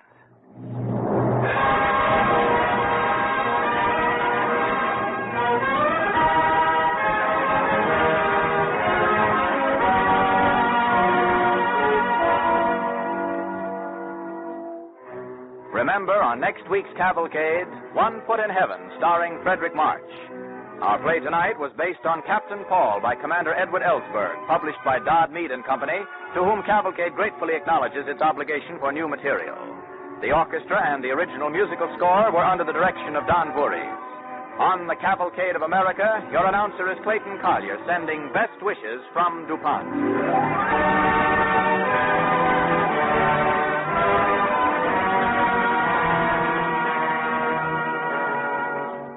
This is the Red Network of the National Broadcasting Company.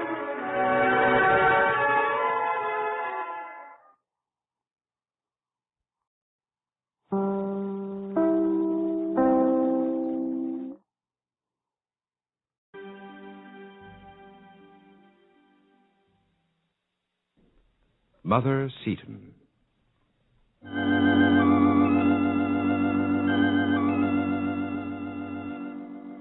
Tom Jefferson is president. The United States is but a few years old. In New York, a young and beautiful society matron is a favorite of the smart set. The mother of 5 children, she lives in a fashionable home with her wealthy husband. One hot July night, she sat with her husband on the veranda of their home, facing their big garden. There's talk that Jefferson wants to grab the Louisiana Territory. It says here in the papers that he wants to expand our frontiers. If only we could. What? We live in such a narrow, little world. Elizabeth, what the deuce do you know about politics? Politics? Never mind. Darling, are you satisfied with our existence? Well, I should be. Why? Why? My wife is still the most beautiful thing in New York. And she's given me 5 children. And you own a lot of merchant ships. Thanks to my father. We're very lucky, aren't we, Will? Well, I must admit, you spread our good fortune. Do you mind? Good Lord, no. I'm glad you do. I was just wondering why I do spend so much time doing what I can for the poor. And why do you? For a selfish reason, I'm afraid. Makes me happy. Good. And still, I think I could be happier. If what? I don't know. That's what I meant when you spoke of expanding our frontiers. Only I meant something else. Your religious frontier? I think that's what I had in mind. My dear, I think the Lord is quite satisfied with you. I often wonder if I'm as close to him as I could be. Sounds like we're in for a storm. Oh, yes, it's been threatening for days. Well, it might clear the air. I wish it was easy to clear things up in my mind. Clear what things up? Oh, I don't quite know. The seed to come closer to God had been sown in Elizabeth Seton's heart long before that fateful night. But it took shape in words finally. And God must have heard. But Almighty God works in a mysterious way His wonders to perform. And that storm that broke over New York broke all across the Atlantic Ocean and continued off and on for days that went into 2 weeks.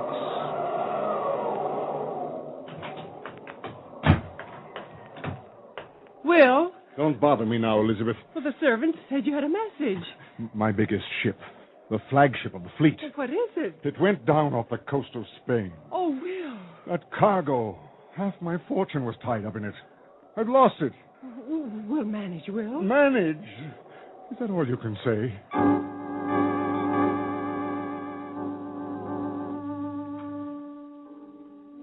Elizabeth! Elizabeth! What is it now, darling? The world's gone crazy. Well, what's happened? England and France at war. England says we're helping France. France says we're helping England. They're both seizing our ships. 3 of my ships have been captured, confiscated. Elizabeth, I'm being ruined.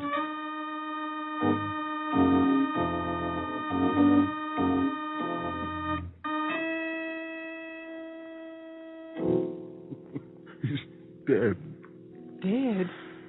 When I needed him most to help me through this period. Your father? He's gone. He died tonight. Oh, Will. Elizabeth, my brain feels on fire. I feel actually sick.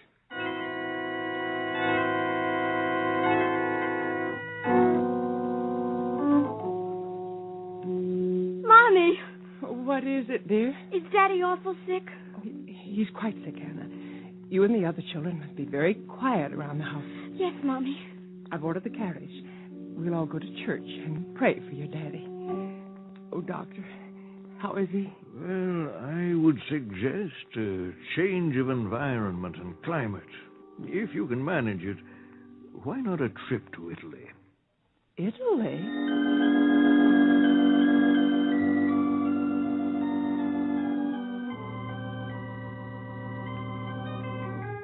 Will? hate to be so much trouble, Elizabeth. Darling, do you think we can manage a trip? The children? We take Anna Marie with us. The others could stay with your sister. She offered to take them. You decide. I haven't the strength. I think we'd better go, dear. You're very, very weak. And there's a yellow fever epidemic all over New York.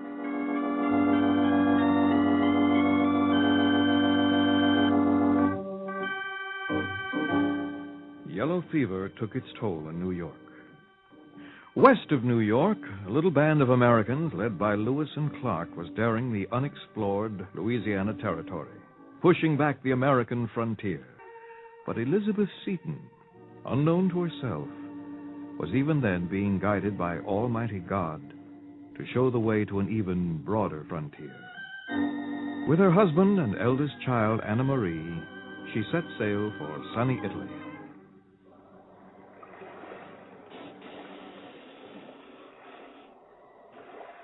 Go back to the cabin, Will. Stuffy down Oh, there. it's too wet for you up here, darling. Please go below. All right. You and Anna, be careful. We're all right, Daddy. Mommy, Oh, yes, dear? will we ever go back to New York? Why, of course. Suppose the ship sinks. Well, now, darling, I don't think we should anticipate anything quite so dreadful. Suppose it did, Mommy. We'd all be drowned. Well, I don't know. Would we go to heaven if we all died? Oh, I should hope so, darling. That'd be nice, wouldn't it? Nice. Well, yes. Then we'd all be near God.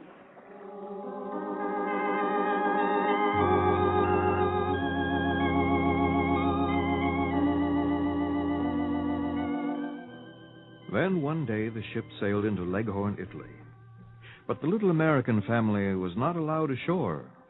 Instead, Elizabeth Seton, her husband, and little girl were all taken to a lazzaretto, a dark dungeon-like cell, little better than a jail. They had come from New York, where an epidemic raged. The Italian authorities feared that they might be contaminated. So the Seton family was quarantined behind miserable stone walls. They slept on the cold, damp stone floors, shivered in the chill semi-darkness. I came here for sunshine and end up in a dungeon. Well, they won't keep us here long. Are we in prison, Mommy? Oh, no, dear, not really. Are they going to kill us? Oh, of course not. Will, put my cloak around you. Don't be silly. I insist. Now, I have plenty of clothes on, dear. I don't need the cloak, and you do. Now, please put it on. No right to treat people like this. They have to be sure about us, Will. We can't blame them. We can blame them for putting us in a jail cell like this. We'll be out soon. I'm cold, Mommy. Now, walk about, darling. Keep walking about.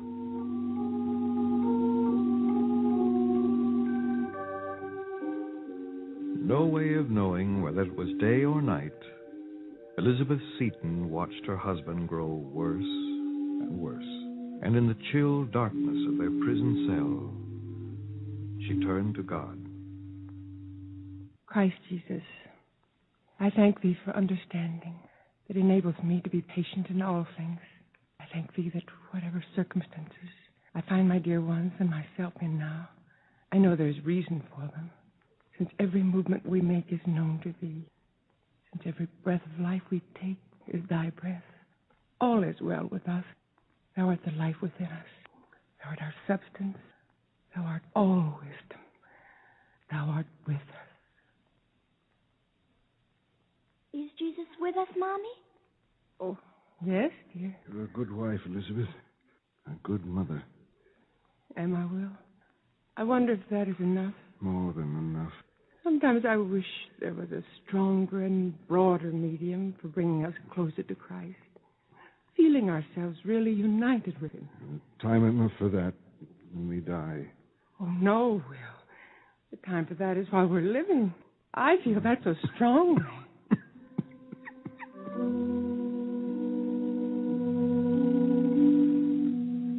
7 long days and nights passed. Will Seton was close to death when the Italian authorities at Leghorn finally released the little family. The Setons went straight to their friends, the noble Felix family. Now there was bright sunshine and beauty all around them. How do you feel this morning, Will? Not too bad. The sun will do you so much good. It should. And this family is wonderful to us. I hope I won't be a nuisance to them. Of course not, darling. Good morning. Oh, good morning, Signora. Good morning, my dear. Forgive me. Forgive you? For not joining you sooner. Morning is such a busy time for me. Yes, it must be. First, I go to Mass. Mass? Oh, I don't have to go very far. We have a private chapel here. Please use it any time you like. Oh, but... I forgot you're not Catholics, are you? No. Well, then, after Mass, I have to make sure all the beggars are taken care of. Are there many? Yes, I'm afraid there are. Mother used to feed the poor when we were home. I'm sure she did, darling. Signora? Oh, Elizabeth, your brother Carlton and my family are all very close.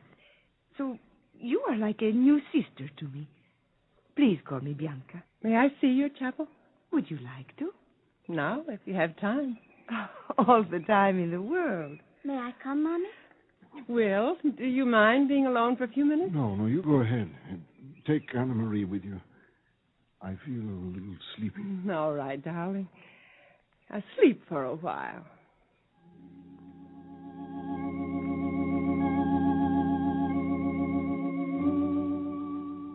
So, for the first time in her life, Elizabeth Seton entered a Catholic sanctuary. What a beautiful and peaceful place. She stood for a long time before the shrine of Our Lady. Afterwards, with her little daughter and Bianca Felix, she sat down outside in the cloisters, lost in thought. I'm very confused. Confused? I have such a sense of peace. That should not confuse you. Oh, I used the wrong word. I'm glad you feel at peace, Elizabeth. It came over me as I stood inside there. I had the feeling that some gentle, invisible hand was reaching out towards me. And I wanted to reach out and take it. Only I didn't know how to do it. I'm sure you'll find a way to. Someday. Well, I think I'd better go back to Will.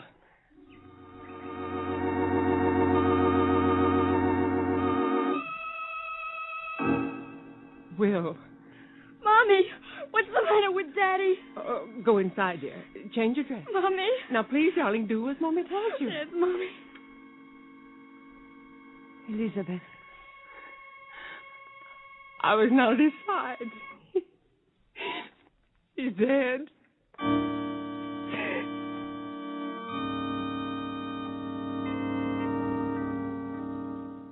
And so Elizabeth Seton became a widow, with very little means of support left to her and her 5 children. For a while, she accepted the kindness of the Felix family. I can't forgive myself, Bianca. For what should you forgive yourself? I was not at his side. Where were you? With you. Weren't you with our Lord? Our Lord? Standing before our Blessed Lady, feeling the presence of our Lord. He was reaching out to you. I don't know. You felt it at the time. I'd like to think so. I'd like to believe. You will. Bianca. Yes, dear? I'm going back to America. Oh, no, there is no need. I must. But send for your children. Bring them here. This is your No, home. I must go back. I wish you would stay. Bianca, my dearest friend, I can't stay. I can't. A sense of running away from something. Elizabeth Seton knew, deep in her heart, she was running from something. But she tried to strangle the feeling. And the day of her departure drew close. Mommy, are we going home? Oh, yes, dear. I wish we weren't.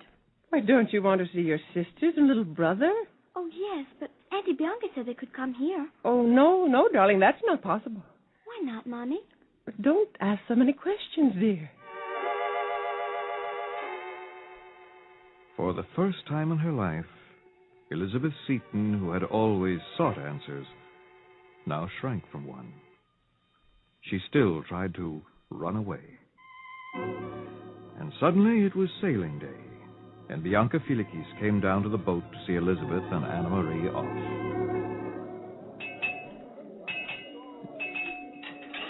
Come back someday, Elizabeth. Oh, I shall write to you. And I to you. It will take many, many letters for me to tell you how grateful I am for all your kindness to us. Oh, Elizabeth, it's I who am grateful to you. Just to have met you, to have known you. We'll never forget you. I shall write to you too, Auntie Bianca. Oh, I hope so, darling. Oh, I will. And tell me all about America. Oh, yes. Oh, Bianca. Goodbye, dear. Addio. Not goodbye. Then addio. Anna Marie, my treasure. May the baby Jesus look after you.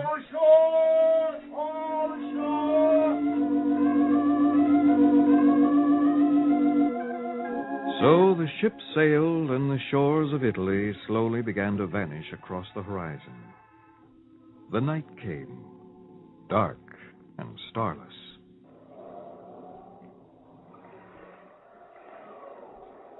Mommy? Yes, dear? Are you sad? I don't know. Oh, you look sad. I wish I knew why. Is it because of Daddy? Daddy's in heaven, darling. Does he see us? I'm sure he does. And does Jesus see us? Yes. He sees us too, darling. I wish we could see him. Yes, I wish we could, too. It's so dark tonight. Yes, I wish I could see more than I do. Ship over starboard bow! What is it, Mommy? Well, there's another ship coming towards us. Mommy, it's going to hit us. It's all right.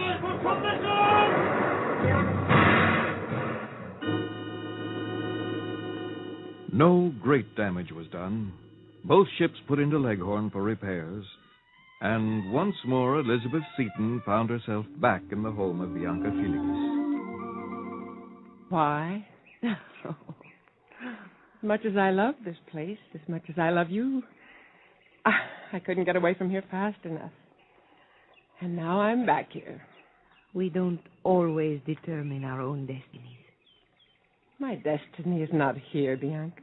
I have a strange feeling about you, Elizabeth.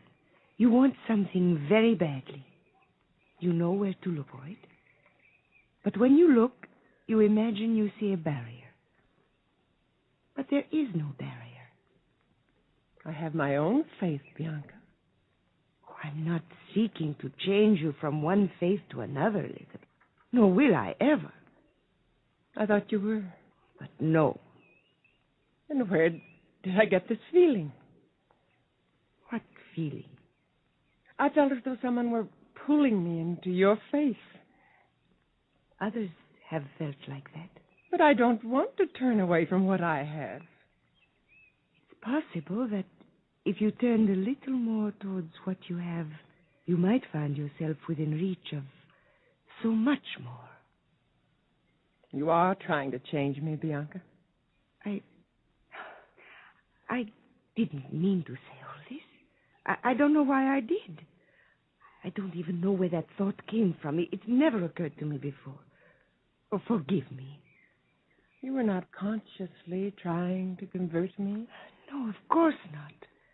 Then was it another voice speaking through you? I don't know. I think I'd like to go to the chapel again. It belongs to you. Will you come? If you wish.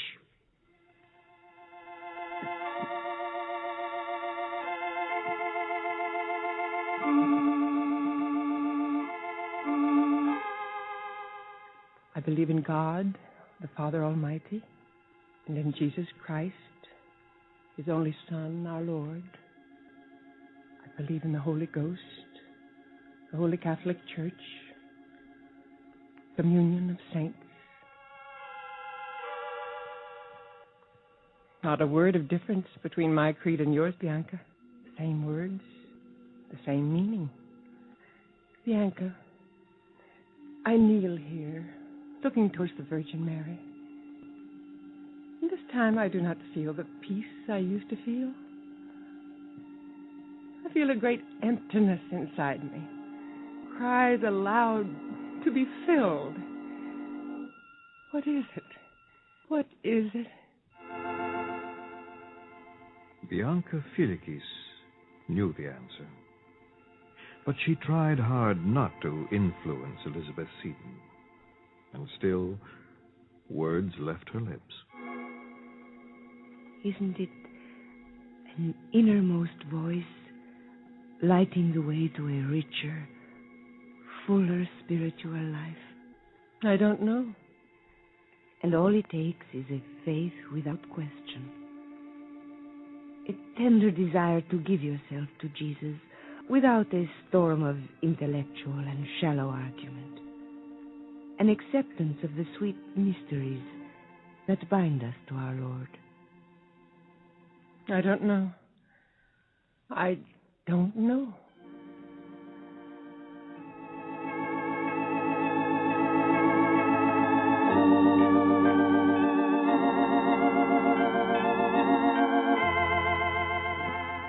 Again, Elizabeth Seton set sail for America.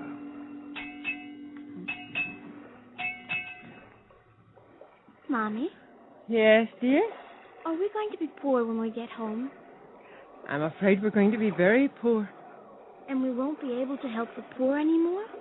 Not be able to help those worse off than ourselves?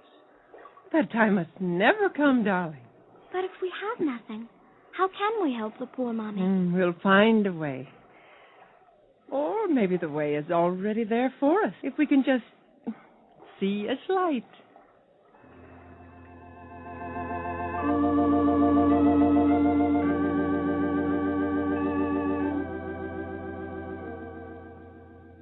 The seed of the future was sown already.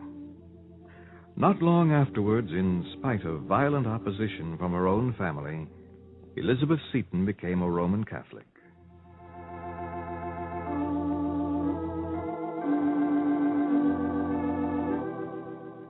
There is another story of Mother Seton, a great adventure in the service of God at Emmitsburg. But we think the real story is the one we have just heard. The events that led this woman into the Catholic Church. The events that followed this, heroic as they were, seem only the natural aftermath of her conversion. On March 17th, 1963, Mother Seton was declared by Pope John XXIII, Blessed Elizabeth Ann Seton.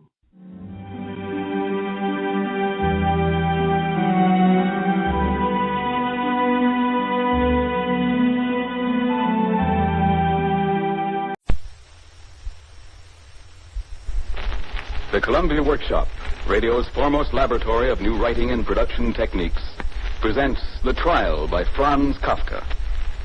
Today, for the first time on the air in the United States, the Workshop broadcasts an adaptation of a work by a remarkable Czechoslovakian writer named Franz Kafka, who died in 1924. Kafka is remarkable for the uncanny way in which his stories deeply foreshadow the disturbing events of the last few years in Europe. The Trial, which Kafka wrote years before the Nazis came to power, predicts the nightmare of such secret organizations as the Gestapo, and tells of courts of law which have ceased to be courts of justice. The story has been adapted for the Columbia Workshop by Davidson Taylor, with original musical score by Bernard Herrmann, to be conducted by Alexander Semler. Franz Kafka's The Trial, with Carl Swenson as Joseph K., and produced for the Columbia Workshop by Guy Della Chapa.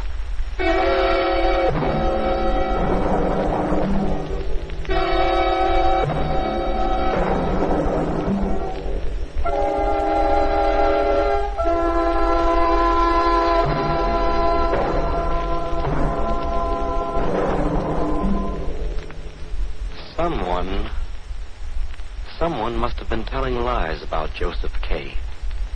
For without having done anything wrong, he was arrested one fine morning. His landlady, Mrs. G., who always brought him breakfast at 8 o'clock, failed to appear on this occasion. This had never happened before. Kay waited a little while longer, and then feeling put out and hungry, he rang the bell. Did you ring? What? Who are you? I say, did you ring? Well, Mrs. G. is to bring me my breakfast. He says Mrs. G. is to bring him his breakfast. It can't be done. What? The insolence. Mrs. G. Mrs. G. She can't come just now. And I wouldn't try to leave your bedroom if I were you. Well, I shall neither stay here nor let you address me until you have introduced yourself. You must stay in your bedroom, Joseph Kay. Didn't Franz tell you that? Oh, so his name is Franz. Well, what's your name? And what are you doing here? I'm going to get Mrs. G. and have you shown out. Oh, no, you don't. And you can't go out. You're arrested. Arrested? Arrested? What on earth for? We're not authorized to tell you that. You will go to your bedroom and wait there until sent for. Where is your warrant? He wants to see a paper. Why am I arrested? I demand to know. Proceedings have been instituted against you. You will be informed of everything in due course. I am exceeding my authority in speaking to you as freely as this. Well, I can't imagine what your authority can be. This is a country with a legal constitution and all the laws are in force. This is a time of peace. I'm a citizen. How can I be under arrest? Particularly in such a ridiculous fashion. Yes, show me your identification papers. Do you think you'll bring this fine case of yours to a speedy conclusion by wrangling with us, your warders, over papers and warrants? They're nothing but subordinates, but we know enough to realize that our officials are well enough informed about you. Otherwise, they would not have arrested you. Our officials, as the law decrees, never hunt for crime, but as the law decrees, the guilty are drawn toward the law. That is when we're sent out to make arrests. I have never heard of this kind of law. You've heard of it now, Joseph Kay, and you'll hear of it again.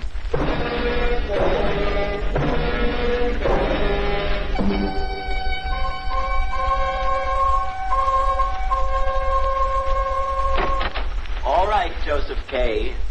The inspector will see you now. Well, it's about time. Here he is, Inspector. Uh-huh. Joseph Kay. That's my name. You are presumably very much surprised at the events of the morning. Why, certainly, Inspector. Certainly I was surprised. But I can't say that I was very much surprised. Not very much surprised. Just what do you mean by that? Well, I rather thought this whole thing might be a little joke. Oh, you thought it was a joke, did you? Yes. Well, now, seriously, it can't be an affair of any great importance. Now, I argue this from the fact that though I am accused of something, I cannot recall the slightest offense that might be charged against me. Can't you think? No, I really can't. Now, see here, Inspector, I think I'm at least entitled to know what the charge against me is. What is it? Joseph Kay, you are laboring under a great delusion. Perhaps you think that because Franz and Willem here, and I too have no uniforms, that we are not entitled to arrest you. Well, we are, and we've done so. But even I don't know whether you are charged with an offense. All I know is that you are arrested. Oh, see here, this is sheer nonsense.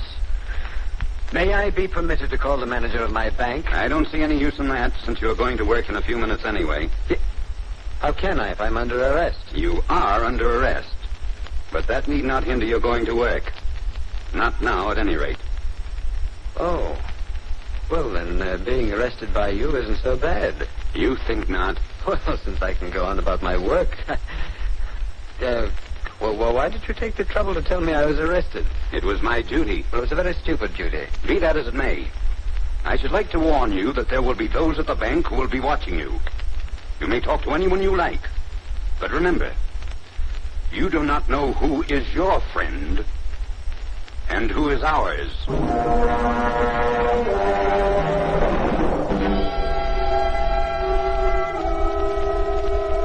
For some time, he walked the streets alone, but he couldn't could not see anyone following him. He reached his boarding house at 11:30. And when he let himself into the dark hallway, he saw a figure of a woman and thought it was a fellow lodger. Miss B? Oh, who is it? It's so dark here in the hall. Well, it's I, Joseph K. I'm sorry I didn't recognize you at first. I'd like to talk to you if you're not too tired. I realize that it's very late. Here in the hall isn't a very good place, is it? Would you come into my rooms with me for just a moment? Certainly not. You must remember that I scarcely know you at all. Couldn't what you have to say wait until tomorrow? Well, you are a secretary in the law office, aren't you? Yes, I am. Why? Well, today, I was arrested. Arrested? Mm-hmm. And you're free already? What were you arrested for? Well, I don't know. You see, that's why I wanted to talk to you. Was there a interrogation commission here with men not wearing uniforms? What? Yes. How did you know? Oh, that's bad. Why do you say that? To me, it seemed that it couldn't possibly have been serious. Oh, but it was. I've heard the advocate for whom I work speak of such cases often, and I even know a few of his clients who are involved in cases such as yours. Well, have you any advice that you could give me? Listen, I ought not to be here in the hallway talking to you in the dark at such a late hour. I must go now. But promise me one thing. If you decide to retain an advocate, let me know. I'll introduce you to Mr. H. Well, that is very kind of you, but I don't want anyone to be associated with me now that I'm involved in this case. I feel alone, and I don't want anybody to share it with me. You can count on me. Oh, I ought not to be saying this to you. I hardly know you. But before I go, tell me a little more about what the interrogation was like. What it was like? It was horrible. Horrible.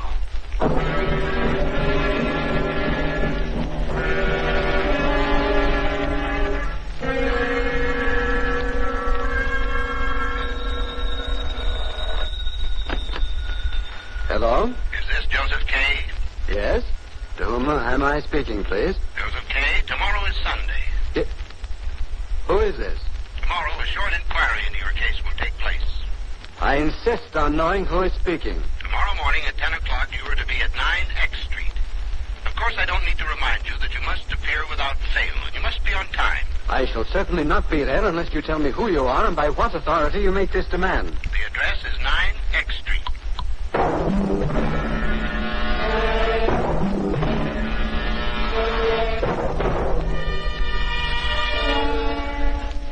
The guilty are drawn toward the law.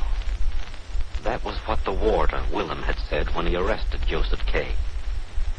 Next morning, almost without realizing it, Joseph K. found himself at 9 X Street.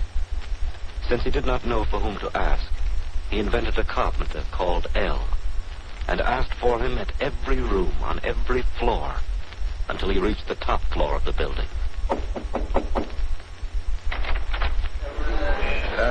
Is there a carpenter named L who lives here? Please come in. Well, I'm looking for a carpenter named L. I know.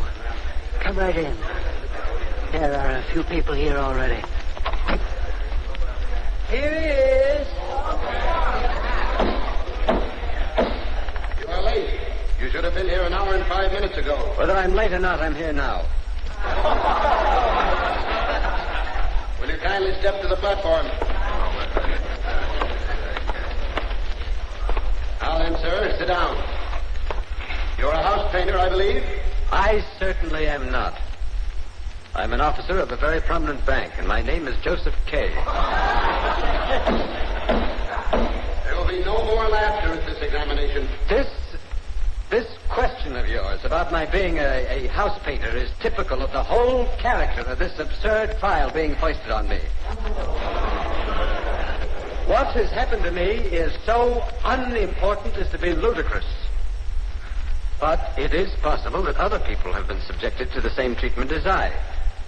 Now, it's possible that other men have been arrested, as you call it, in their own homes for a nameless reason and summoned to an inquiry by a nameless voice speaking over the telephone. Well, it's for the other men I speak, not myself. By what authority do you do these things? How do you dare do them in this law-abiding country?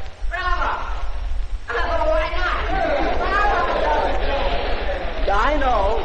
I know that there must be some sort of organization in back of you. You wouldn't dare go to such lengths. But that organization must in its upper limits be at least somewhat corrupt, or else it would not invade the homes of innocent men and lay upon them secret charges which are not even stated. I will not be interrogated, and I intend to report this entire matter to the officials. Joseph K., in a moment you may go. But before you go, I should like you to know that everyone here today is an official. Are you not officials? Yes. Turn and look at the audience assembled here. Turn around. Look at them. Now I'm going to ask that every man here will turn back his lapel. There, do you see? Do you see those badges? Yes. I see them. Take a good look at them. And remember that such a badge as that may be under the lapel of any man you meet. On the street, in your waiting room, in your boarding house, on the bus, at the theater, on the stairs. Joseph K., you may go now.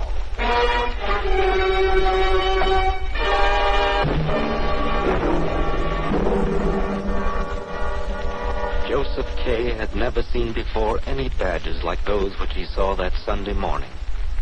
Nevertheless, he did not report to the authorities. First, because there was no charge against him.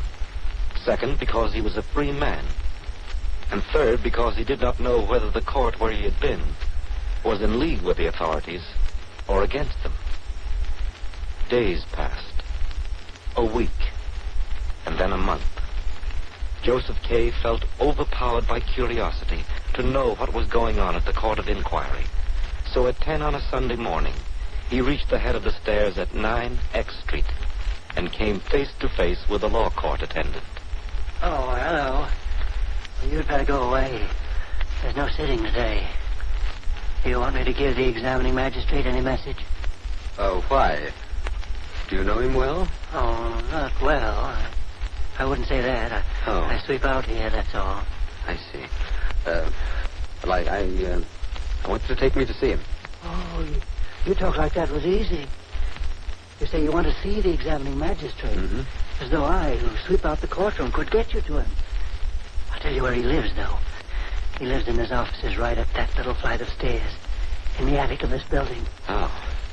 Well, I'm going up and find him. Oh, wait, I'll come with you. Let me open the door. Mr. Attendant, would you be so kind as to give this note to my judge when you see him? I don't dare leave here for an instant for fear the judge might pass by. Have any of the officials asked about me? Quiet, everybody. This is a new litigant. You don't want to make him nervous, do you? Here, you old fellow with a long beard. How long has your case been going on? I don't know, sir. But come on, tell the gentleman how long your case has been going on. For 25 years, I think. Don't talk so loud. There are officials behind every one of those doors. Well, I don't care about the officials. Tell me, old man, what are you charged with? If you please, sir, the attendant said you were a litigant, and I feel deeply for you, sir. You haven't seen as much of these courts as I have, sir. But if you were an official, I still couldn't tell you just now what I'm charged with. It's so hard to remember. But, well, you can't have been hanging around the law courts for all those 25 years without ever finding out what the charge against you was. What's all this noise? Oh, it's you, Joseph K. Yes. I demand to speak to you. Oh, you demand to speak to me now, do you? Yes, I demand it. May I come into your office? You may not. Why not? I'm entitled to know what's happening to my case. Listen to me, Joseph K. After all the contempt you have shown for us, I should not be even this lenient with you. But understand this. I have nothing further to do with your case. I know nothing else about your case. Now get out. Get out of here, I tell you. Get out! Get out!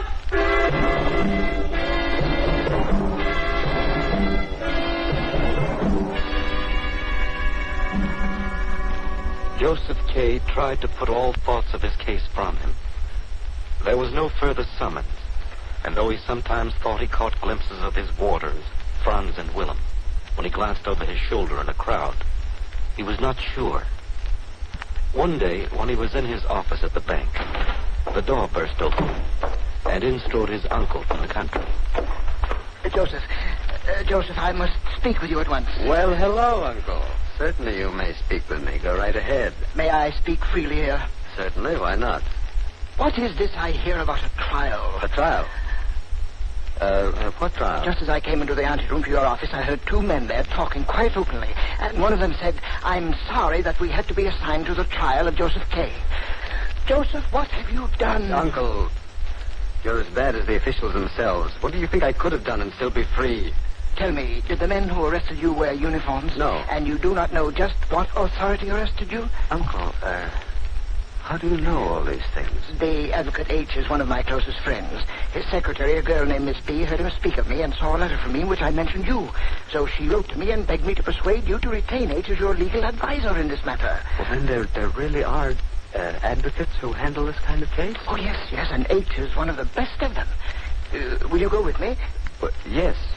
Yes, Uncle, I will. Yes, Joseph, before we go to see the advocate, let me ask you once again, are you an innocent man? Uncle, I believe that I am innocent. But you'll not find it possible to understand that sometimes, as when you told me just now about that conversation in the anteroom, I asked myself if it might not be possible that in some sense, I am guilty.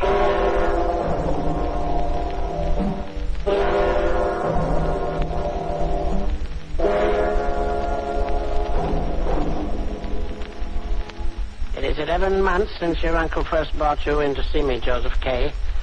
Heretofore, I have not told you what the possible verdicts may be. Well, I want to know them. I want to know the worst that can happen. You know that at my advanced age, I have abandoned my regular practice to handle just such cases as yours. All my life long, such cases have interested me deeply, and I have handled many of them. But never in my life have I known these law courts to give a definitive acquittal. Well, but surely some of the men were innocent. That is possible. I don't dispute that. But it is also possible that all of them were guilty. But if no definite acquittal is possible, what other verdicts can there be? Well, there is ostensible acquittal. Well, what's that? In ostensible acquittal, the accused makes an affidavit of his innocence, which is circulated to all the judges. If a sufficient number of judges approve it, the affidavit is given to the judge in charge of your case. He may then, on the responsibility of the other judges, free you. Well, and that is the end of it? No, not at all. Any judge who has not signed the papers may at any time have you arrested again. Then the process is to be gone through with all over again. Why haven't you told me this before? Do you want to make an affidavit of your innocence now? I'll be glad to circulate it. No. No, I don't believe I want to make an affidavit. Not just now. It seems so hopeless. Well, it probably is just as well, particularly since we don't know right at the moment which judge has taken over your case, if indeed it has been transferred. What other possible verdict can there be besides a definitive acquittal and ostensible? Well, there is indefinite postponement. What does that involve? It involves keeping your case in the lower courts, keeping it from getting past the first stages. And that is what I have been doing so far. I have already explained that definitive acquittal is not open to you. You must choose between ostensible acquittal and postponement. I must be alone to think. I think I'll go into the cathedral and stand in the middle of the building. I must be alone. It's so hard for me to feel that I'm alone and not being watched. You will tell me your decision as to which cause you want to pursue. But what I want to hear is all the judges saying to me, "Joseph K., you are an innocent man. We give you definitive acquittal." You will never hear them say that.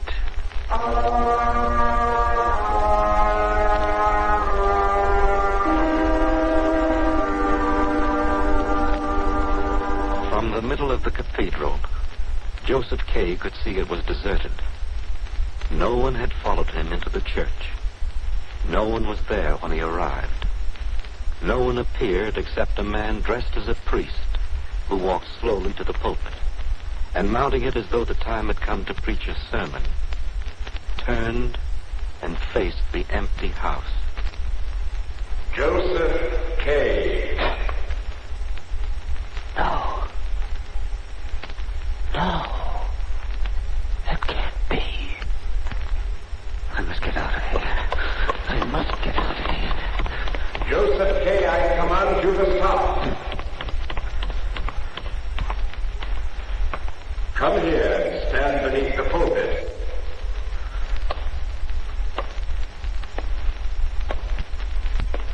How did you know my name? Are you also one of the officials of the law courts? Your name is Joseph K.? Yes. You are an accused man. Yes. Oh, this. So I've been informed that. Then you are the man I seek. Well, how could you seek me? I came here to have quiet. All your comings and goings are known. Your case is going badly. Yes, I know. Do you know of what you are accused? No. Can you tell me that? And you are innocent? Well, are you innocent? I told you. I don't even know of what I've been accused. Why should you torment me? Answer me one thing. Are you an official? I am prison chaplain to the condemned men. But then there's a prison. Where is it? You are not yet a condemned man, but I fear your case will end badly. You are held to be guilty. Even though your case may never get beyond the lower court, your guilt is considered proved. Well, are you prejudiced against me? If you are, what is the verdict that's been decided against me? I am not prejudiced against you, and I do not know whether a verdict has been pronounced. But you... Can't you come down from the pulpit and talk to me? No, I must stay above you. But I have actually read the law, and I will tell you a parable which is told in the preamble to the law. A man went to the court, and there he met a great doorkeeper on guard. The man begged admittance to the law, but the doorkeeper said he could not be admitted at the moment. So the man sat and waited for many years, and at length he noted a strange thing. So he asked the doorkeeper, "How does it happen that during all the long years I have sat here, no one else has begged admittance to this door?" And the doorkeeper replied, "This door was made for you alone, and now I am going to close it."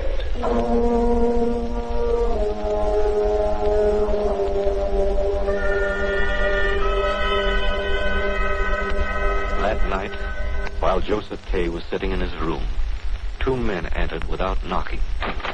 Oh. Franz and Willem. That's right. We have come for you. I was almost expecting you. We shall have to lock our arms through yours. I don't see why that's necessary. It is necessary.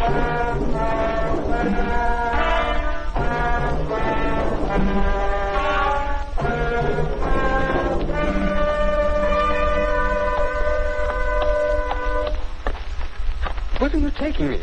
This isn't the direction of the law courts. You'll see. Suppose I should tell you that I'll not go a step further. I wouldn't try it if I were you. Well, since neither of you will tell me what's going to happen to me, answer just one question. Now, I don't ask what my sentence is, even what I've been charged with. Only tell me, has the sentence been passed? Well, we might have... Quiet, Franz. Not another word from you. We're nearing the quarry.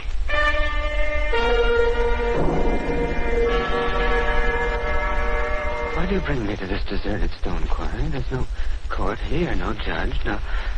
I've received no warning of anything. What do you intend to do? Joseph K., there's no further need for you to cry out. We're far from the edge of town, and no one but Franz and I can hear you. Franz, give me the knife. Yes. Take this knife, Joseph K. Take it yourself. You are to be your own executioner. I'll not take the knife. I'll not do that. Then we must tie you to this rock. Lean back against it. Have you the noose on his wrist, Franz? Yes, I have it. Spread out your arms, Joseph K. Franz, there's someone coming. There's a light on the edge of the quarry. The house! House, for God's sake! Give me the knife. Joseph K., are you guilty of the crime for which you are about to die?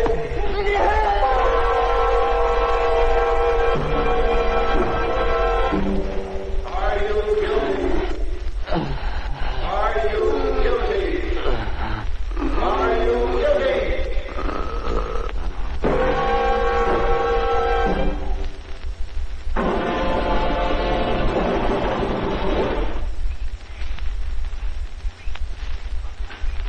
So ends The Trial by Franz Kafka. The story was adapted for radio by Davidson Taylor and was based on the English translation as published by Alfred Knopf. Bernard Herrmann composed the special musical score, and Alexander Stemler conducted. The role of Joseph K. was played by Carl Swenson. The Trial was directed for the Columbia Workshop by Guy Della Chapa.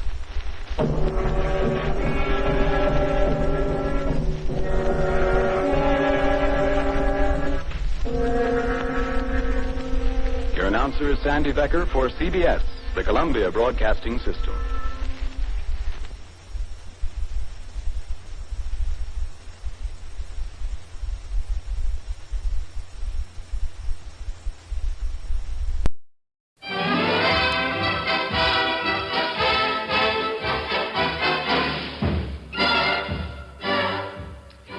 It was the maddest, gladdest, damnedest existence ever enjoyed by mortal youth. A newspaper reporter in those days had a grand and gaudy time of it, and no call to envy any man. And yet I have marveled that the human race did not revolt against the imposture, dig up the carcass of Gutenberg, and heave it to the buzzards and hyenas in some convenient zoo. The CBS Radio Workshop, dedicated to man's imagination, the theater of the mind. Tonight, Bring On the Angels, an affectionate revival drawn from his own book newspaper days of the early life and times of Henry L. Mencken.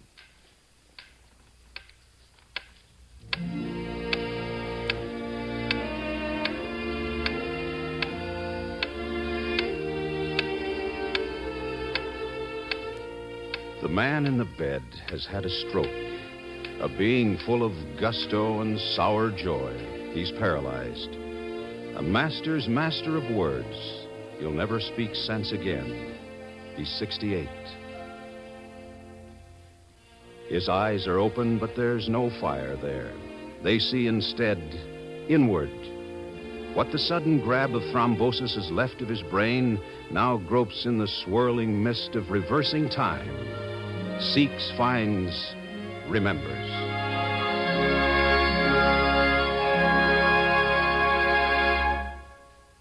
I remember my father died on Friday, January 13th, 1899, and was buried on the ensuing Sunday. On the Monday evening immediately following, I presented myself in the city room of the old Baltimore Morning Herald and applied to Max Ways, the city editor, for a job. Mr. Ways, sir? I was 18 years, 4 months, and 4 days old. Wore my hair longish and parted in the middle, had on a high, stiff collar and an ascot cravat, and weighed something on the minus side of 120 pounds. Sir? What's the problem, Sonny? I'd like a job, a reporter's job. Got any experience? No, sir. Been to school? Baltimore Polytechnic Institute, but I've done some writing. Poetry. Well, yes, sir. What makes you think you want to be a newspaper man? Well, I think it'd be exciting. Huh. You working? Yes, sir, for my Uncle Henry at Mencken and Brother, the cigar factory. What's your name? Mencken, sir. Henry Lewis Mencken. Well, I'll tell you, Henry Lewis, we don't have any opening right now, but you drop in now and then evenings, say between 7:30 and 7:45, something might turn up. Hey, boy,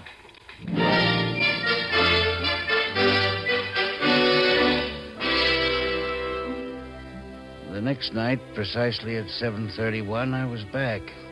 Max waved me away without parley. The third night, he simply shook his head. The fourth, fifth, sixth. Well, to make an end, this went on for 4 weeks, night in and night out, until Thursday, February 23rd, 1899. I found Max reading copy. For a few minutes, he did not see me. Then his eyes lifted, and he said, casually, Go out to Governorstown, see if anything's happening there. We're supposed to have a Governorstown correspondent, but he hasn't been heard from for 6 days.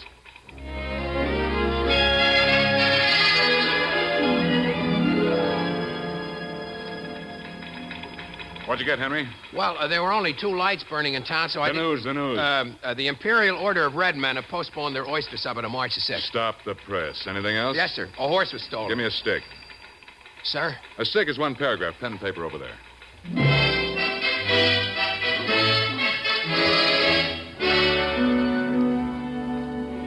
I was up with the milkman the next morning to search the paper. And there it was. A horse, a buggy, and several sets of harness, valued in all at about $250, were stolen last night from the stable of Howard Quinian near Kingsville. The county police are at work on the case, but so far no trace of either thieves or booty has been found. He didn't change a single word. I was hooked. I was in print. I was a reporter. I was hired. Sonny, I'm going to give you a start. I'm going to put you on the payroll at $7 a week. If you make good, you get a raise. Oh, that's wonderful, Mr. Ways. To $8, and the name is Max. Yes, sir.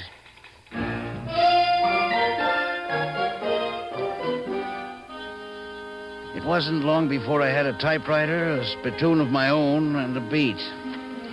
Oh, those were the days. The happy days. The days that chased each other like little kittens chasing their tails. The very first week, I landed in court on the witness stand.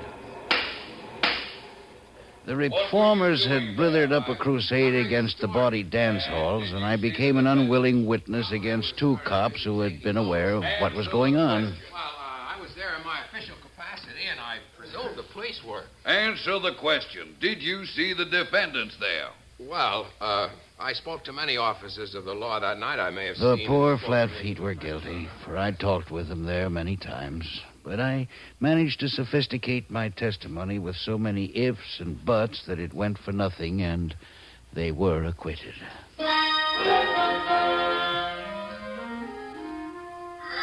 That was my first and last experience as an agent of moral endeavor. I made up my mind at once that my true and natural allegiance was to the devil's party.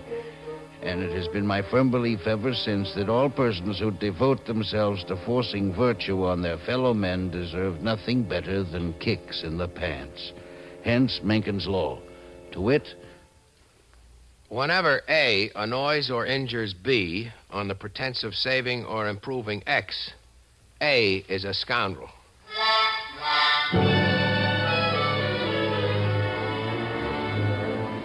I learned my trade from veterans who had seen Lincoln clear. Sometimes, for instance, it would be a matter of legging it to the iron wilds of Locust Point. But De Becker was more experienced than I and had a beard to prove it. Come with me, Mencken. Where are we going? Never mind, come with me.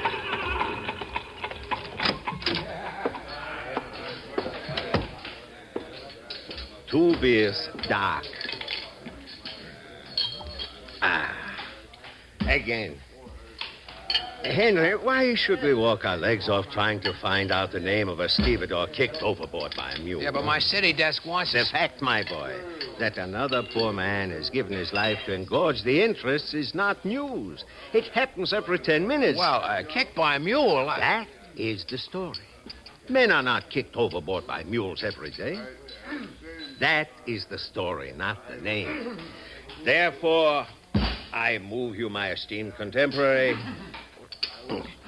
that the name of the deceased be Ignaz Karpinski. Karpinski. That the name of his widow be Marie. Right. That his age was 36. That he lived at 1777 4th Avenue. And that he leaves 11 minor children. Charlie!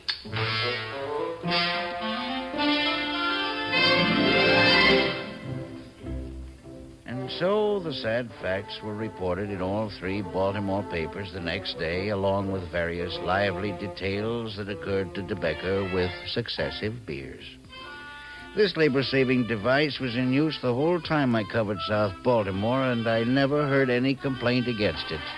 Every one of the 3 city editors, comparing his paper to the other 2, was surprised and pleased to discover that his reporter always got names and addresses right. But we never stooped to faking. Well, hardly ever. Henry, my boy, that was a fine story on the judge and the wife beater. Did he actually... Where's that copy? I quote, "The crime you're accused of committing," thundered Judge Grannon, "is a foul and desperate one. And the laws of all civilized nations prohibit it under heavy penalties. I could send you to prison for life, I could order you to the whipping post, or I could sentence you to be hanged. But inasmuch as this is your first offense, I will be lenient. You will be taken to the House of Correction, and there confined for 20 years. In addition, you are fined $10,000. Henry, did Gene Grannon actually say that before he suspended sentence on the poor boob? Well, not exactly. In the bar next door to court, he said he wished... All right, Henry. Nice story.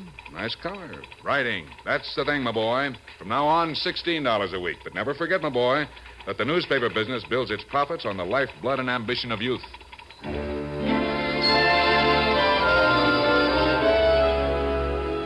By this time, I had begun to reflect upon my trade. It worked me too hard. More than once, I produced 5,000 words of copy between noon and midnight. Not in a single story. Why? But perhaps 12 or 15, every one of them requiring some legging. But there were compensations. Max put it best, I think, one night at the Stevedores Club.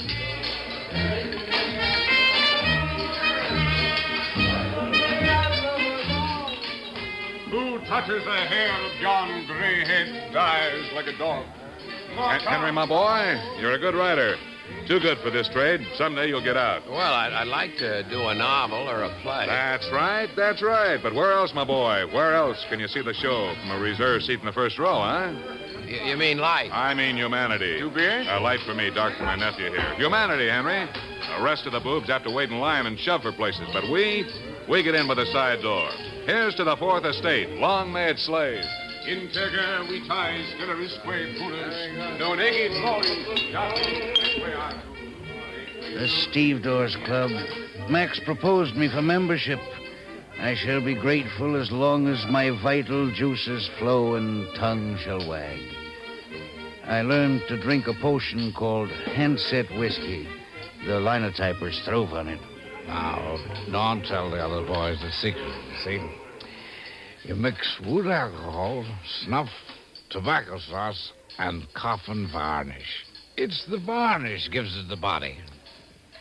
The Stevedores Club. A professional society it was. Met at Frank Junker's saloon opposite City Hall. Max explained the rules to me. Guests are allowed to remain only if they treat the house. Guests are not to include musicians unless they bring actors, to whom guest privileges can be accorded by majority vote. How about that fellow over there? What's he? Him? Oh, he's a street cleaner. They're allowed in on Saturday nights if proof of bath is furnished. He seems to know you. He's coming over. Never saw him before in my life. Now, another privilege here. Reporters get special rates on double crabs, 5 cents apiece. Hey, Max. Now, the 25-cent businessman's lunch is good Max, here, but... Max. All right. Henry, meet my esteemed colleague, Mr. Walters, city editor of the opposition paper, whose dastard name shall never pass my lips in the company of callow youth. Listen, Max, that story about the two congressmen who got into a debate in Miss Nellie's music room. Oh, yes, I've been wondering about that one. Well, it's accurate, Max. One of them dented the other's skull with a spittoon. Yeah, that's the way we got it. Max, are we going to print that? Now, Miss Nellie's got a nice reputation. Do we want to run her music hall down? Oh, I wouldn't want to do that, Chuck. Miss Nellie's an awfully good news source. Of course she is. Now, if it's all right with you, I thought we might put the accident up in Mount Vernon Place. The most respectable neighborhood in town. Fine. All right, I'll go along with you. Now, about the spittoon. Well, let's say one was opening an umbrella and the other turned suddenly. Oh, we can do better than that. Say they got kicked by a runaway hack horse. Excuse me. What is it, my boy? Why not make it sound reasonable? Say they slipped on the icy pavement. On the icy pavement? That's all right with me. Fine by me, Chuck. Ice it is, Mount Vernon Place. Set them up all around, Frank.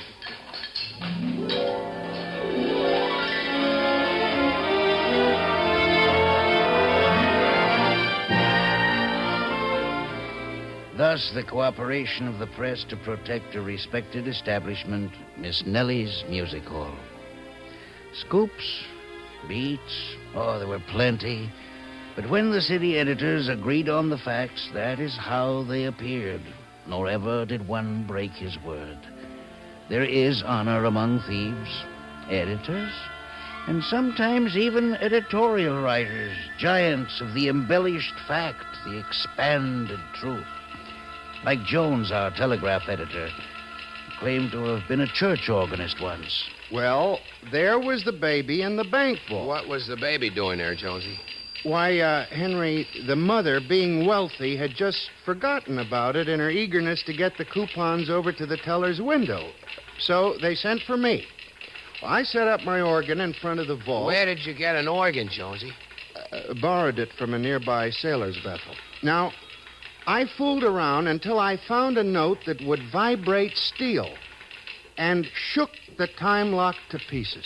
Whatever happened to the baby? Grew up to be a congressman, I believe. Should have left him be. Boy! Jonesy had one failing. He took to Handset whiskey on the job and began scouring the world for ancestors. Whenever the AP would announce the death of some eminent man, he'd stagger into the city room with the flimsy, sobbing piteously. What's the matter, Jonesy? Terrible thing, Max. Terrible. What is it, Jonesy? Let's have it, man. Bismarck is dead. Well, what of it? What do you care about him? You don't understand, boss. He was my father.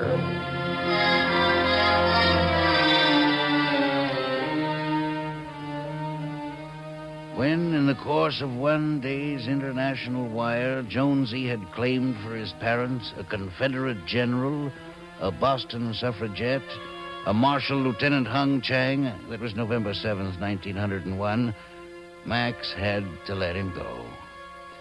We were amazed when word drifted in that he was actually working as an organist in a Presbyterian church in a poor suburb, claiming to be a son of both John Calvin and John Knox.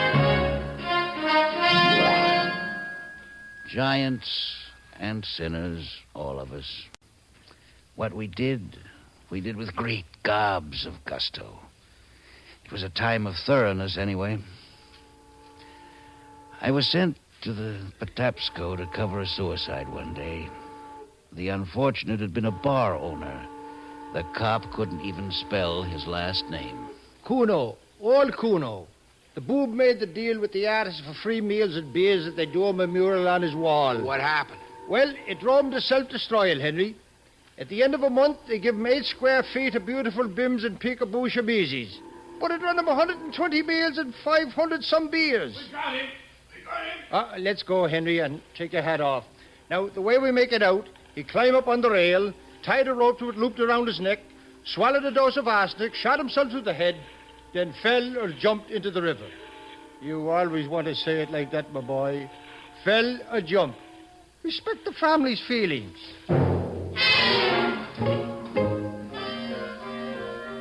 Sure, we worked sometimes and hard. Rewrite men were unheard of.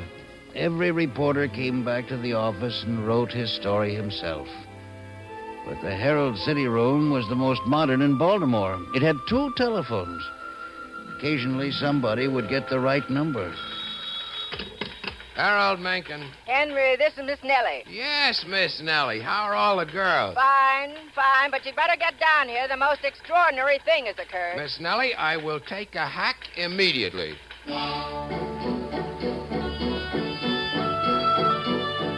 Miss Nellie had appreciated my part in moving the cuspidorian congressman out of her precinct, so she'd called me on this one. Her story was succinct. Peebles, the hack driver, brought her. He says she gets out of the train, climbs into his cab, and says, "Take me to an establishment for fallen women." So he took her here. Did he say why? Because she was so young and innocent, he didn't know what to make of her. So with that, she tells me she comes from somewheres near a burg called Red Lion, PA. What's her name? Emmeline Baron Blicker. Her father's one of them old rubes with whiskers. Very strict people. Yes, sir. Now, Emmeline had a beau in York, PA, name of Elmer. Whenever Elmer could get away from his work as train butcher on the Northern Central, he'd come out to the farm and they'd do a little hugging and kissing. Well, one day, old Whiskers caught him at it and hollered Emmeline out of the house. Now, Emmeline was a great one for reading books, so while she packed her carpet bag, she remembered what girls in books done when they lost their honest name. They rush off to the nearest city and take up a life of shame, and their name is rubbed out of the family Bible. Well, why didn't she go to Philadelphia? Henry, nobody in their right mind goes to Philadelphia. What do you want me to do, Miss Nellie? Print the story and ask Papa's forgiveness? Oh, no. This ain't for printing. I just want you to give the little girl some advising. I got her under lock and key upstairs. Now, would you, Henry? You're a writer. You can do it.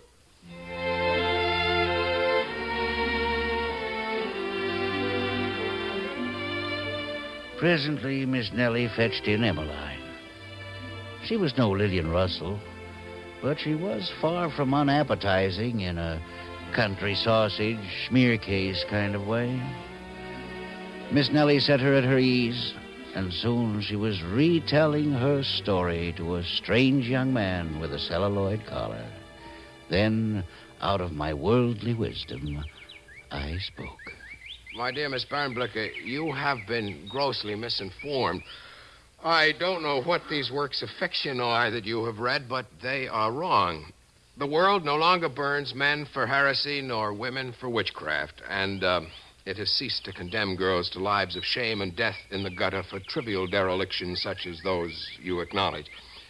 The only thing that is frowned upon nowadays is getting caught. What do you think Emmy should do, Mr. Mencken? I advise you to go home, make some plausible excuse to your pa for lighting out, and resume your faithful ministrations to his cows. Now, you see, honey, Mr. Mencken says go home. Yes, and at the proper opportunity, take your beau to the pastor and join him in indissoluble love. It is the one safe, respectable, and hygienic course. The primrose path, my dear, is not for you. It is beset with thorns, heartburn, and corset stays.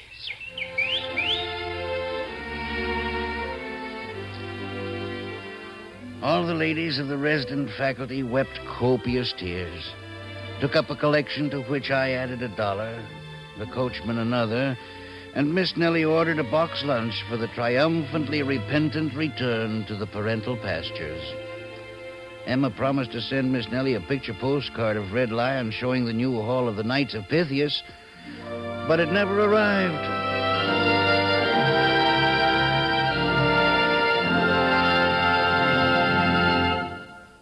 Yes, we were sinners in the days of giants. Giants. Giants everywhere. Huge drinkers, vast eaters, cheerful sinners, honest geniuses.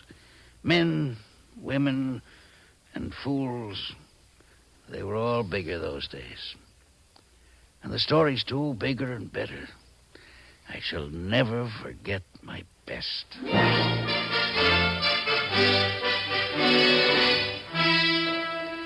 At midnight on Saturday, February 6th, 1904, by which time I was city editor, I put the Herald to bed, then joined the exercises of the Steve Dawes Club until 3:30. Catching a Nighthawk trolley, by 4 o'clock, I was snoring on my celibate couch in Holland Street. But at 11 a.m., how dare you disturb the peaceful Sabbath? Well, Mr. Mencken, there's a fire down in Hopkins Place. Let it burn. Well, sir, it looks like a ding whistler. Well, then let the ding thing whistle. This is my day off. Well, Mr. Mencken, sir, the fire department's talking of sending to Washington for apparatus. Well, why didn't you say so in the first place? Send a hack up while I dress.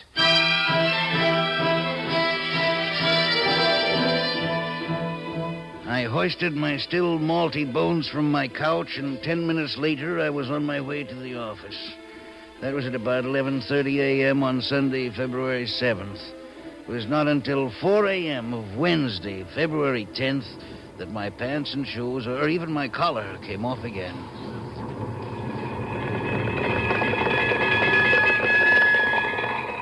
What I had walked into was the great Baltimore fire of 1904, which burned a square mile out of the heart of the town and went howling and spluttering on for 10 days. I can remember the 8-column streamer head I wrote when 3 days later, burned out, we finally printed in Philadelphia. Part of Baltimore wrecked by greatest fire in city's history. We had a story, I'm here to tell you. Was there ever one that was fatter, juicier, more exhilarating to the journalists on the actual ground? Apparatus from Washington, Philadelphia, Pittsburgh, New York, every block in Midtown on fire. I need men. Cliff, get on the phone, check the bars and the poorhouses. Find me printers and reporters. If you need 20 pages, take them. If you need 50, take 50. They're dynamiting in the next block. All right, everybody out, everybody. Where are we going, boss? Out of here. We'll operate out of the Sloan Hotel. Everybody out!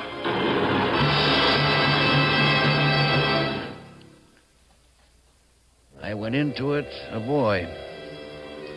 When I came out of it at last, I was settled and indeed almost a middle-aged man, spavined by responsibility. When it was all over, I returned to the ruins of the Herald. It was easy to find the place where my desk had been. The desk itself was a heap of white dust. My clippings were gone, my poems, rejected short stories, spare collars, and trolley passes. Even my collection of pieces of hangman's ropes, I had always intended to present it sooner or later to the Smithsonian. I did find my old copy hook, twisted as if it had died in agony. I took it with me. I was a man. I was 24 years old.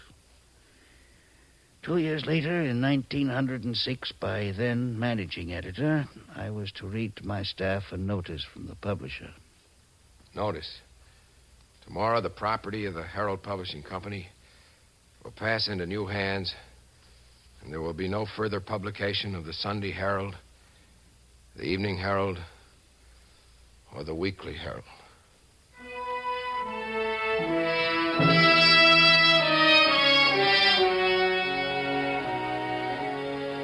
In my desk, I had a volume of stories by a new writer named Joseph Conrad.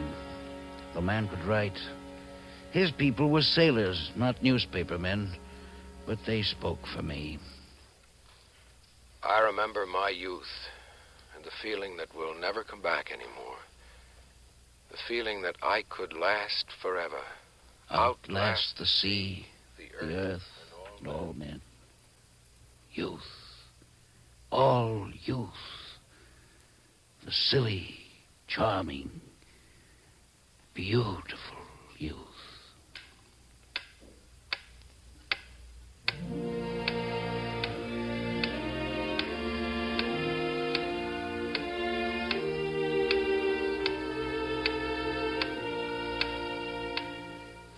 The man on the bed has had a stroke, but he shifts his eyes. They fall on a twisted, agonized, old-time copyhook nearby on his desk.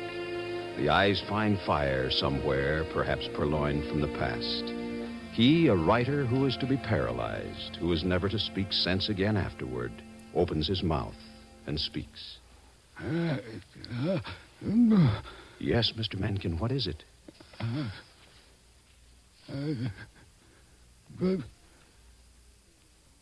Bring on the angels.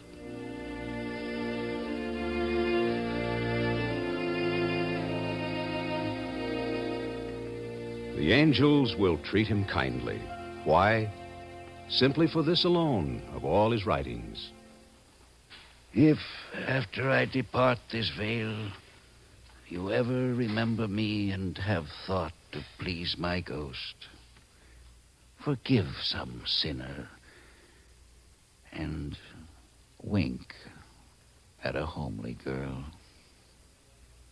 Henry L. Mencken, 12 September 1880, 29 January 1956. Newspaperman.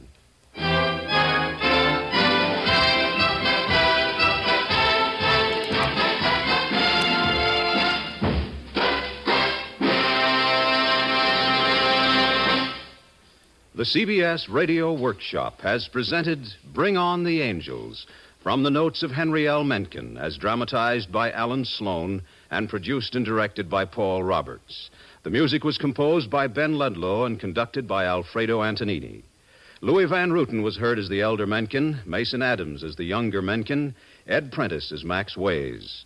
Others in the cast included Ethel Owen, Daniel Ocko, Jackson Beck, Walter Kinsella, John Gibson, Joe Helgeson, and Ian Martin. This is Bob Hite inviting you to join us again next week for the CBS Radio Workshop. And remember, America listens most to the CBS Radio Network.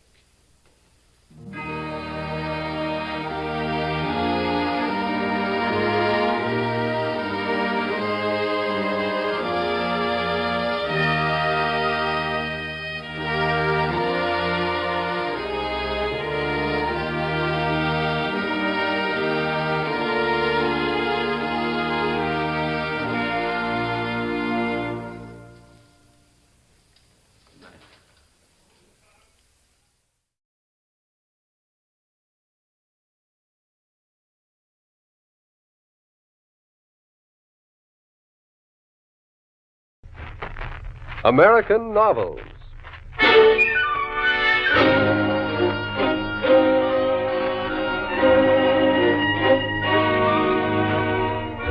Profound in its revelation and interpretation of human nature, it ranks, said one great critic, among the 15 best novels of the world. NBC's University of the Air brings you Nathaniel Hawthorne's The Scarlet Letter, another in our series of books that live. American novels.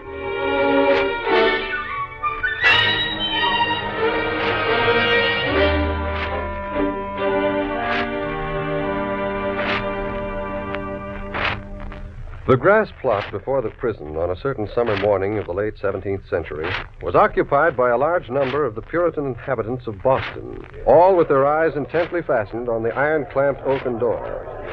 But let us bend an ear to a few of the gossips in the multitude. Good wives, I'll tell you a piece of my mind. It would be greatly for the public good if we women should have the handling of such a transgressor as this Hester Prynne. Aye, Mary. The magistrates are merciful overmuch. At the very least, they should have put the brand of a hot iron on Hester Prynne's forehead. The woman has brought shame on us all and ought to die. Hush now, gossips. The lock is turning in the prison door. See how she repels the town beadle's hold on her and walks of her own accord. She carries a babe in her arms. But the infant does not hide the red letter on her breast. Look how elaborately she has embroidered it with swirls of gold thread. Make way, good people. Make way in the king's name. Open the passage, and I promise ye, Mistress Prynne shall be set on yon scaffold, where man, woman, and child may have a sight of her brave apparel from this time till an hour past meridian. A blessing on the righteous colony of Massachusetts, where iniquity is dragged out into the sunshine. Come along, Madam Hester, and show your scarlet letter in the marketplace. Make way, make way, make way. I pray you, good sir, who is this woman? And wherefore is she here set up to public shame? You must be a stranger, else you would have heard of Mistress Hester Prynne. You say truly I am a stranger. Would you please to tell me, therefore, of Hester Prynne's offenses? Aye. She was the wife of a certain learned man, English by birth, who was minded to cross over and cast his lot with us of the Massachusetts. Oh? To this purpose, he sent his wife before him, remaining himself to look after some necessary matters. Very good, sir, in some 2 years or less, no tidings have come of Master Prynne, and his young wife being left to her own misguidance. Well, look you, the babe in her arms. Ah, aha. And who may be the father of yonder babe? That matter remaineth a riddle. Madam Hester absolutely refuseth to speak. The learned man should come himself to look into the mystery. Our magistrates have not put in force the extremity of the law against her, which is death, but in their great mercy have doomed Mistress Prynne for the remainder of her natural life to wear a mark of shame, the scarlet letter A upon her bosom. A wise sentence. She will be a living sermon against sin. But it irks me that the partner of her iniquity should not stand on the scaffold by her side. But he will be known. He will be known. The Reverend Wilson has risen on the balcony above the scaffold. See, he's going to speak. Hearken to me, Hester Prynne. I have striven with my younger brother in the service of God, under whose preaching you have been privileged to sit, that he should try to persuade you to divulge the name of him who tempted you to this grievous fall. Good Master Dimsdale, the responsibility of this woman's soul lies greatly with you.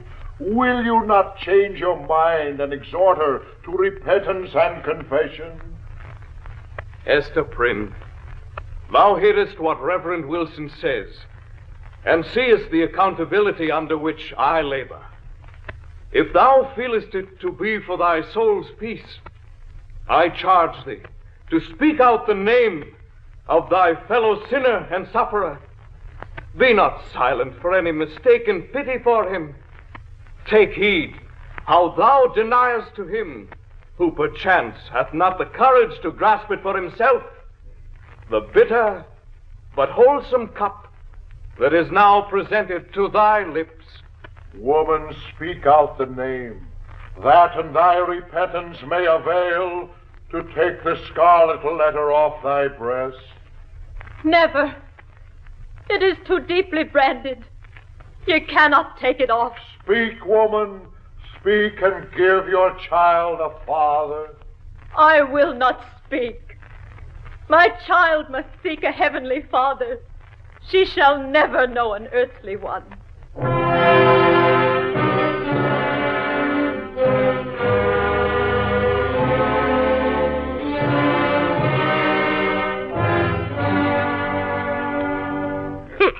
It is said that after she returned to prison, Hester Prynne's calm manner gave way to one that was overwrought. Aye, a sort of physician was called in. Aye, some elderly stranger who appeared only this morning.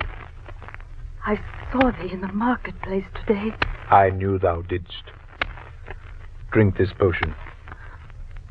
If death be in this cup, I bid thee think again ere I drink it. Dost thou know me so little, Hester Prynne? If I imagine the scheme of vengeance, what could I do better than to let thee live? Drink.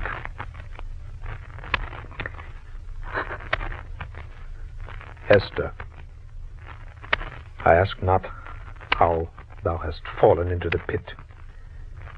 It was my folly and thy weakness. What had I, a man already in decay? What had I to do with beauty and youth like thine? From the moment when we came down the old church steps together, a married pair, I might have beheld that scarlet letter blazing at the end of our path. Thou knowest I was frank with thee. I felt no love, nor feigned any. True, it was my folly. Between us, the scale hangs fairly balanced. But Hester, the man lives who has wronged us both. Who is he? That thou shalt never know. Never, sayest thou? Believe me, Hester, I shall seek this man as I've sought truth in books and gold and alchemy. Sooner or later, he will be mine. Thy words interpret thee as a terror. One thing I would enjoin upon thee. Thou hast kept the secret of thy paramour. Keep likewise mine. Breathe not to any human soul that thou didst ever call me husband. Should thou fail me in this, beware. Dost thou understand? I will keep the secret. And now, Mistress Prynne, Roger Chillingworth, as I shall henceforth be known in Boston, leaves you alone.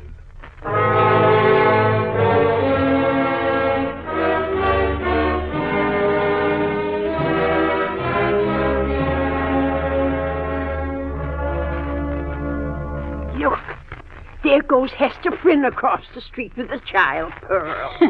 How old is the child now? 3 years. See how the woman keeps her dressed.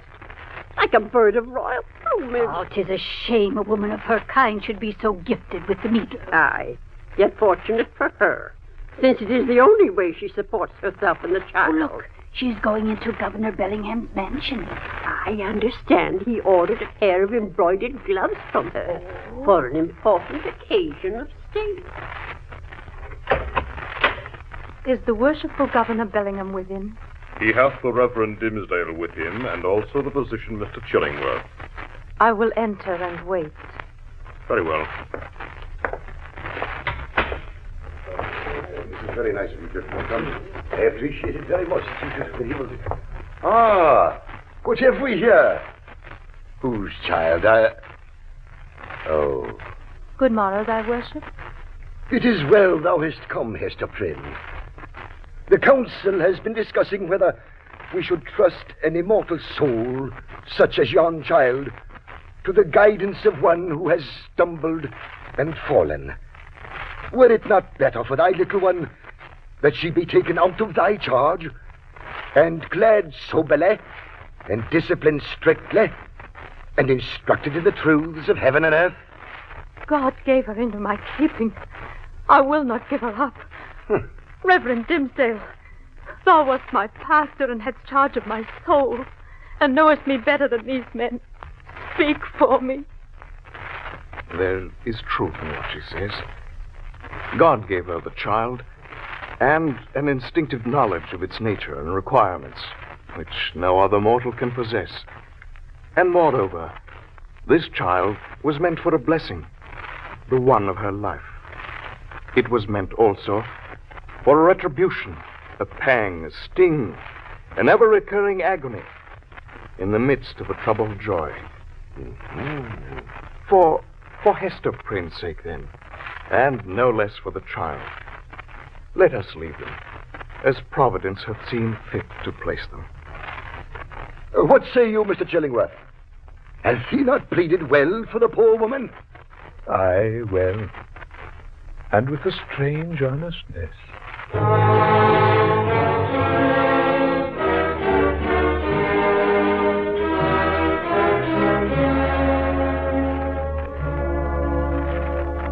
Oh, have you heard the blessed news? Aye, the Reverend Dimsdale, who has so long been in poor health that we fear for his life, has finally consented to take the advice of the physician, Mr. Chillingworth. And now the learned Mr. Chillingworth is lodged in the same house with the minister. It was Mr. Chillingworth's own idea. Aye, and an inspired one.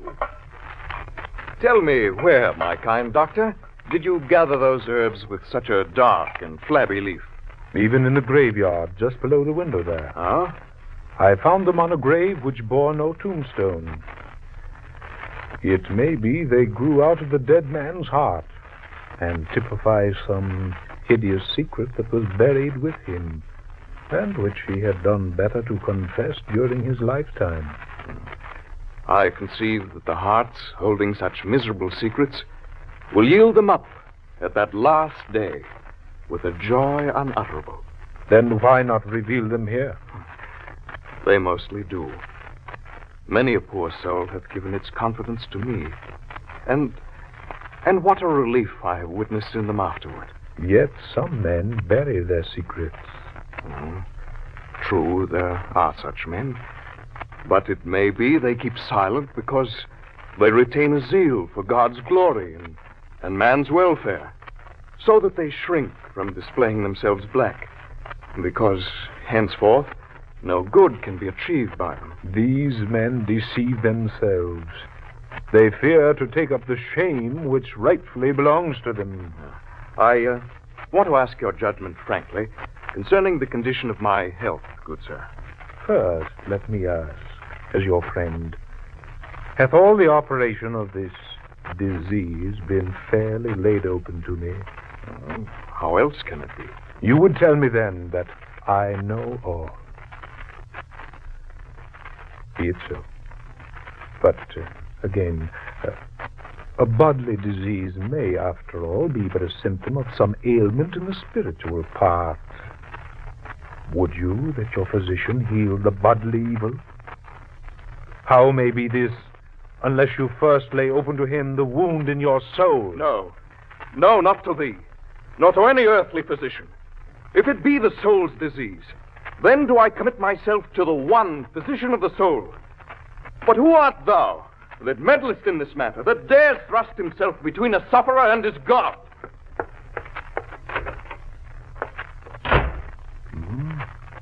See now how passion takes hold upon this man. As with one passion, so with another. In the hot passion of his heart, he hath done a wild thing ere now, this pious Master Dimmesdale.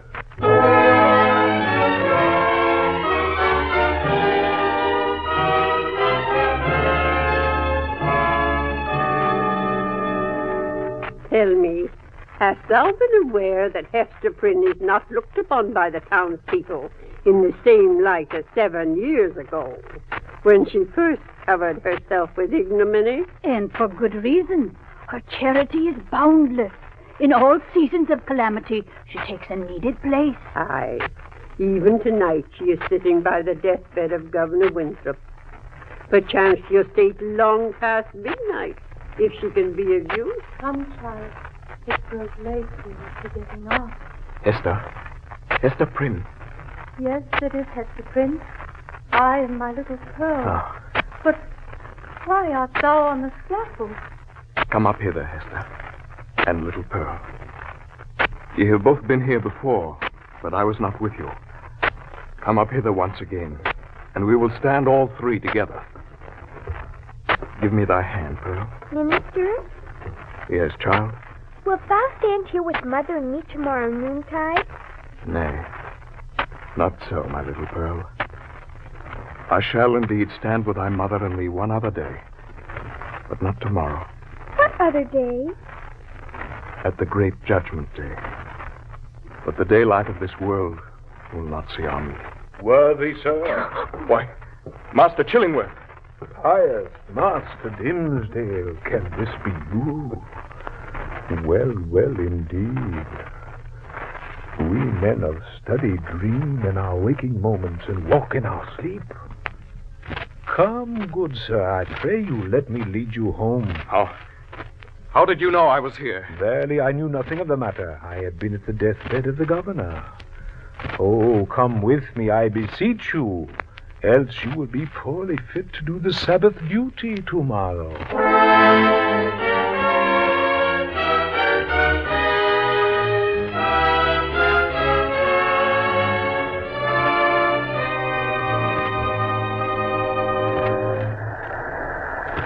Mother, who's that old man yonder pulling up weeds? I have seen him before. It does not concern me, Pearl. Run down to the margin of the sea and play with the shells until I call thee. Yes, Mother. I'll make a crown for myself out of the seaweed.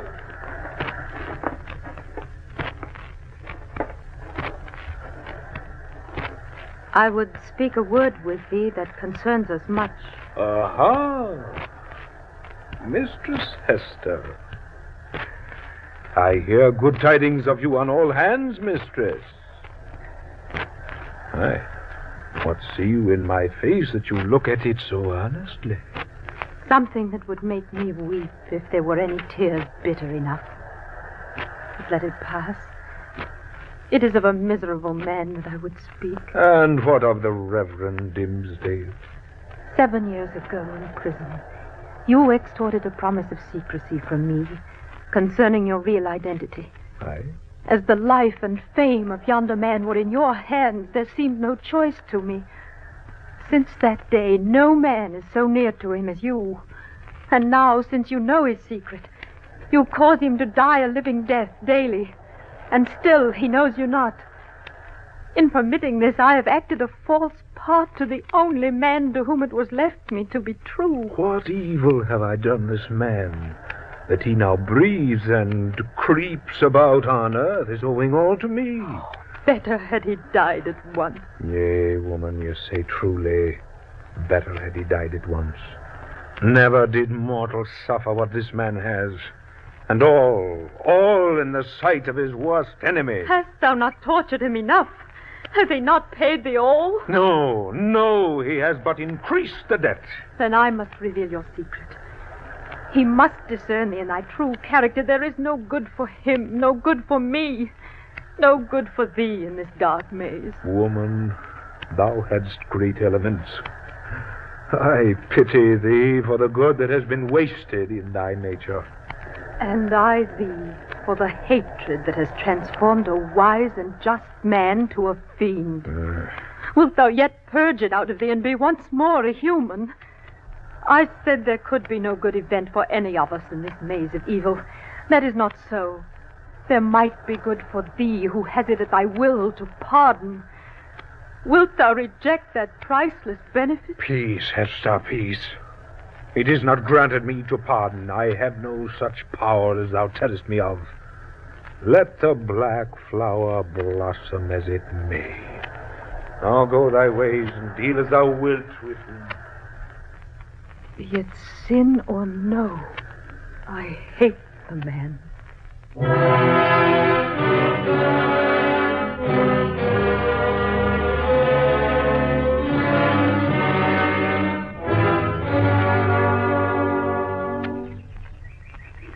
I have come many days to this spot in the forest, Arthur Dimmesdale, hoping thy walks might bring me here. Esther, hast thou found peace? Hast thou? None. Nothing but despair. The people reverence thee. Which brings only more misery, because of its hypocrisy. Had I one friend, or were it my worst enemy, to whom I could daily betake myself and be known as the vilest of all sinners, methinks my soul might keep itself alive thereby. Such a friend thou hast in me. Thou hast long had such an enemy, and dwellest with him under the same roof. What sayest thou? Oh, Arthur, that old man, Roger Chillingworth, he was my husband. Thy husband? I might have known it. I did know it. Oh, why did I not understand? Oh, forgive me, forgive me. I forgive you. May God forgive us both. But, Hester, does Chillingworth know your purpose of revealing his identity to me? Yes. Then how am I to live longer, breathing the same air with this deadly enemy? Oh, be thou strong for me, Hester. Advise me what to do.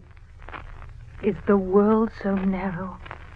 Does the universe lie within the compass of yonder town? Whither leads yonder forest? Then there is the broad pathway of the sea. The sea? Yes. A ship now is in harbor that within 3 days' time will sail to Bristol. Yes. It will be a simple matter to secure passage with all the secrecy necessary, although art crushed under 7 years' weight of misery. But thou shalt leave it all behind thee. There is happiness to be enjoyed. Preach, write, act, do anything save lie down and die. Oh, Hester. Hester, no. Thou tellest of running a race to a man whose knees are tottering beneath him. There is no strength nor courage left me to venture in the wide world alone. Thou shalt not go alone.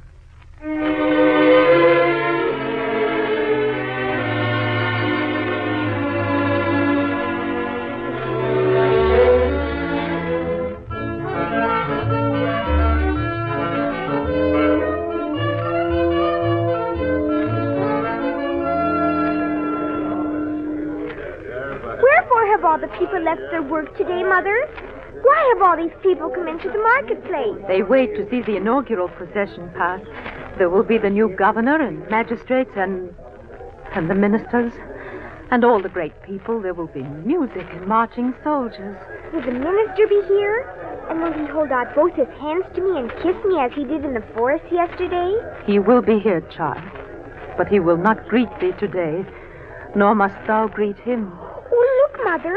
Here comes the man who lives on the ship. That's the man you talked to yesterday afternoon. Good morrow, Mistress Prynne. Good morrow, Captain. I must make the steward get ready one more berth than you bargained for, I learn. What mean you? Have you another passenger? Why, know you not another is minded to try my cabin fare with you? Aye, you must have known it, for he tells me he is of your party and a close friend of the gentleman you spoke of will bring him abroad. His name, I believe, is Chillingworth.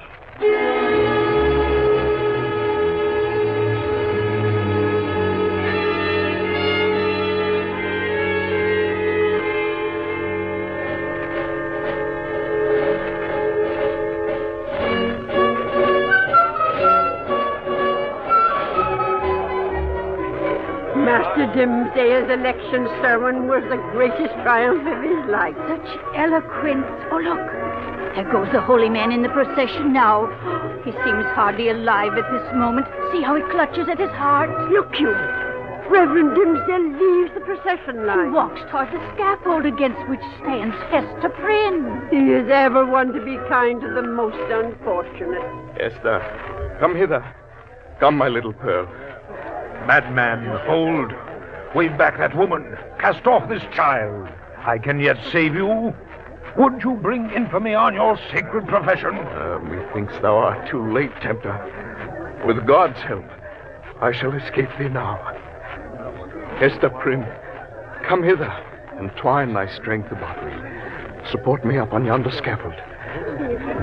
So, you come with us, Roger Chillingworth. Hadst thou sought the whole world over, there was no one place where thou couldst have escaped me, save on this very scaffold. Then thanks to him who led me here. Hester, is this not better than we dreamed of in the forest? I know not. Let me now do the will which he hath made plain before my sight. For Hester, I am a dying man, so let me make haste to take my shame upon me. People of New England,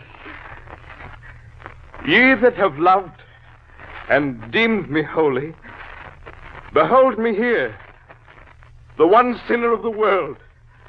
At last I stand upon the spot where 7 years ago I should have stood. Here, with this woman whose arm supports me now. Lo, the scarlet letter which Hester wears. You have shuddered whenever you saw it. But I tell you that with all its mysterious horror, it is but a shadow of what I bear on my own breast. For behold a dreadful witness of it. The minister's hairs are burned from his breast. Look you, a scarlet leather cut into his flesh. Thou hast escaped me. Oh, may God forgive thee, for thou too hast deeply sinned. Hester, farewell. Shall we not meet again? Shall we not spend our immortal lives together? Hush, Hester. We have sinned. That answer lies with a God who has the power to forgive all. His will be done. Farewell. Farewell. Arthur.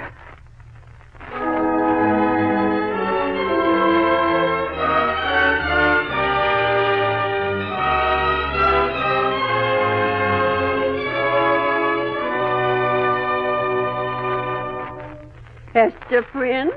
Yes, she came back to us again. Though she left the town for a good many years.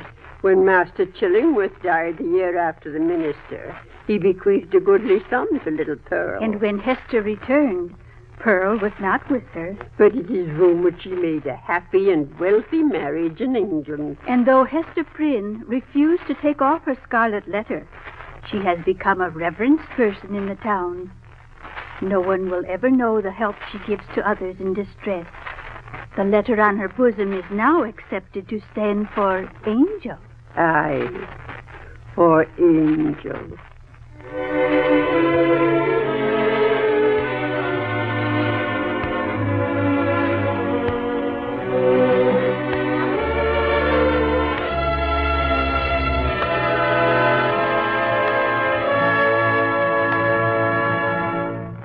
The Scarlet Letter by Nathaniel Hawthorne is one of the best of America's novels, brought to you each week by the NBC University of the Air. Next week, American Novels will present that universal favorite of young and old, Tom Sawyer by Samuel Clemens. And let us remind you again that these and countless other fine books are to be had in your local public library. Many American novels in the 1947 summer series are included in the useful handbook of the world's great novels, which you may obtain by sending 25 cents to World's Great Novels, Post Office Box 30, Station J, New York 27, New York. That's Post Office Box 30, Station J, New York 27.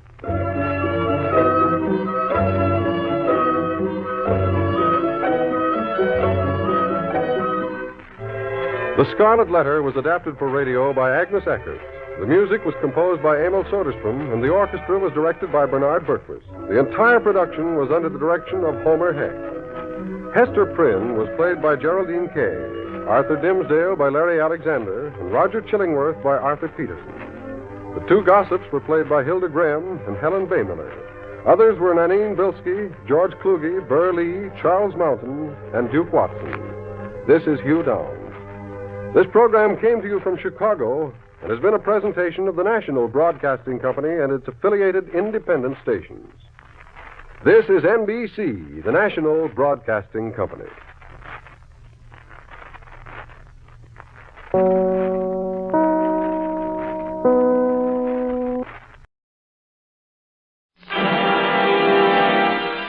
If you would analyze the meaning of the word man, the greatest example I could give, one of the greatest examples I could give would be Rick. He's a man, and he's all man, every bit of it. All of us were sore at him at one time or another. Rickenbacker used that method of getting us mad enough at him that we were going to live to spite him. Rick would withhold his fire until he could frankly see the whites of the fellow's eyes, and he never missed. From my point of view, he could properly be considered the dean of the air transport industry. Who stands today as a captain of industry, and who in the past has received America's highest award, the Congressional Medal of Honor. Captain Eddie is a man who has been near death many times, a man who fought against all odds to retain life. He is a man who has fought this country's battles and won. An ace of aces in the First World War, and later, a stubborn visionary who had enough faith in the air age to build one of the country's major air services. This is Eddie Rickenbacker, a tough, wiry fighter, loved by some, feared by others, but respected by all. A tough man who believes in perseverance and hard work. His good friend Arthur Godfrey puts it this way. If you would analyze the meaning of the word man, the greatest example I could give, one of the greatest examples I could give would be Rick. He's a man, and he's all man, every bit of it. He's a man like Kurt LeMay's a man, like J. Edgar Hoover's a man. They're human, they're warm, they're big-hearted. Rick is full of the love of his country. He's unafraid to die for his country. He's the old school, you know. He has no time whatever for this sloppy business of missing education and not working. You know, every time I see him, I saw him here about a month ago, and I said, doggone it, Rick, you look better now than you did 5 years ago. What are you doing? He says, working. Work is what does it, see? Eddie started this work at an early age. In fact, he was only 12 years old back in 1901 when he took his first job at $3.50 a week in a glass factory in Columbus, Ohio. His father, William, had just died, leaving his mother, Elizabeth, and 7 other children. Eddie was well able to take care of himself. He'd smoked cigarettes by the time he was in the first grade, and he got into so many fights that he seemed to be trying to cultivate 2 permanent black eyes. But when the time came, he felt his responsibility and rose to it. In the next 3 years, he tried his hand at a variety of jobs. He was a foundry worker, a monument polisher, and a railroad roustabout. But then came 1905, and young Eddie found his great love, the internal combustion engine. Soon, Eddie became a crack mechanic, but this wasn't enough. He wanted to get behind the wheel, and it wasn't long before he achieved this goal. Well, I think my first contact with Ed was at Sioux City, Iowa in 1913. Tommy Milton drove against Eddie many times after that as they pursued their hard and dangerous life across the continent. Some promoters had scraped up a prairie and made a track out of it, and Ed was there with what was the predecessor of the Duesenberg car. It was a 3-day meet, but the feature event was, I think 150, maybe 200 miles, which Rick won in a very spectacular drive. I recall a race at Columbus, Ohio, which incidentally I believe was Rick's hometown. And I think Rick was driving one of the Maxwell cars, which had been built by Ray Haroon. And he was leading the race, but the thing got away from him. He went through the outer fence. As I recall, Rick was not at all seriously injured in the mishap, however. Rick was much inclined to go out in front, and as long as his car stayed under him, he stayed out in front. That isn't necessarily the best way to win races. It's a lot of fun, though. Rickenbacker became a headliner, but he never came in better than 10th in the 500-mile race at Indianapolis. But he did set a new world speed record with a Blitzen Benz at Daytona Beach. But war threatened to step into this racing career, and Eddie had an idea. He wanted to organize the country's top racing drivers into a special flying unit that would be prepared to go overseas if the United States entered the war then raging in Europe. The government turned down his suggestion, but this didn't stop Eddie. He wanted to fly, and he would make it, one way or another. He started from the ground up. Over there, send the word, over there. 7 weeks after the U.S. declared war, Eddie was sworn in as a sergeant and went overseas as a driver attached to General Pershing's staff. And later he was assigned to drive Billy Mitchell around France. Eddie pestered the famous airman for a chance to fly, and the badgering finally paid off, even though he had to lie about his age. He was almost 27, 2 years over the limit for pilots, but he made it. On completion of his flying school, he was transferred to Issoudun Field as engineering officer. We had not been in Issoudun but a few days, and under these very bad conditions, when we found that everyone in command had a German name. Reed Chambers, another immortal of the 94th Pursuit Squadron, tells what it was like at group headquarters. Carl Spatz, at that time he spelled it S-P-A-A-T-Z. Of course, we later found out that he was a Pennsylvania Dutchman. And as you all know, he became one of our great generals in World War II. Was officer in charge of flying.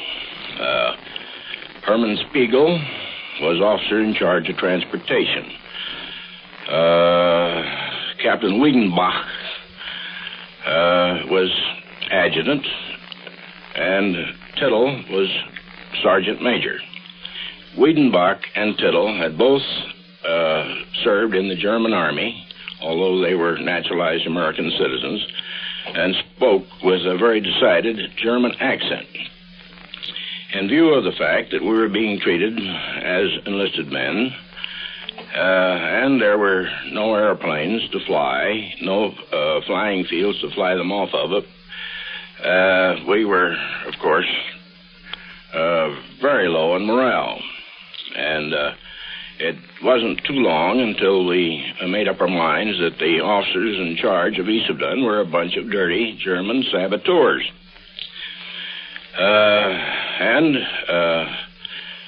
We found that a guy in charge of engineering was named Rickenbacker. When he arrived, none of the gang would even speak to him. But I went up and said hello, and we immediately started teaming up. With that, my own crowd ostracized me. So that none of the people that I had learned to fly with in the United States would talk to Rickenbacker, and they wouldn't talk to me because I would talk to Rickenbacker. Those were rough days for Eddie. First he was grounded, and then ostracized by his fellow flyers. But the time finally came when he was to take his first patrol over enemy territory with Douglas Campbell, another Green Airman. About the end of March 1918, when our squadron had just been formed and equipped and was at a place called Villeneuve near Epernay in the Champagne district of France,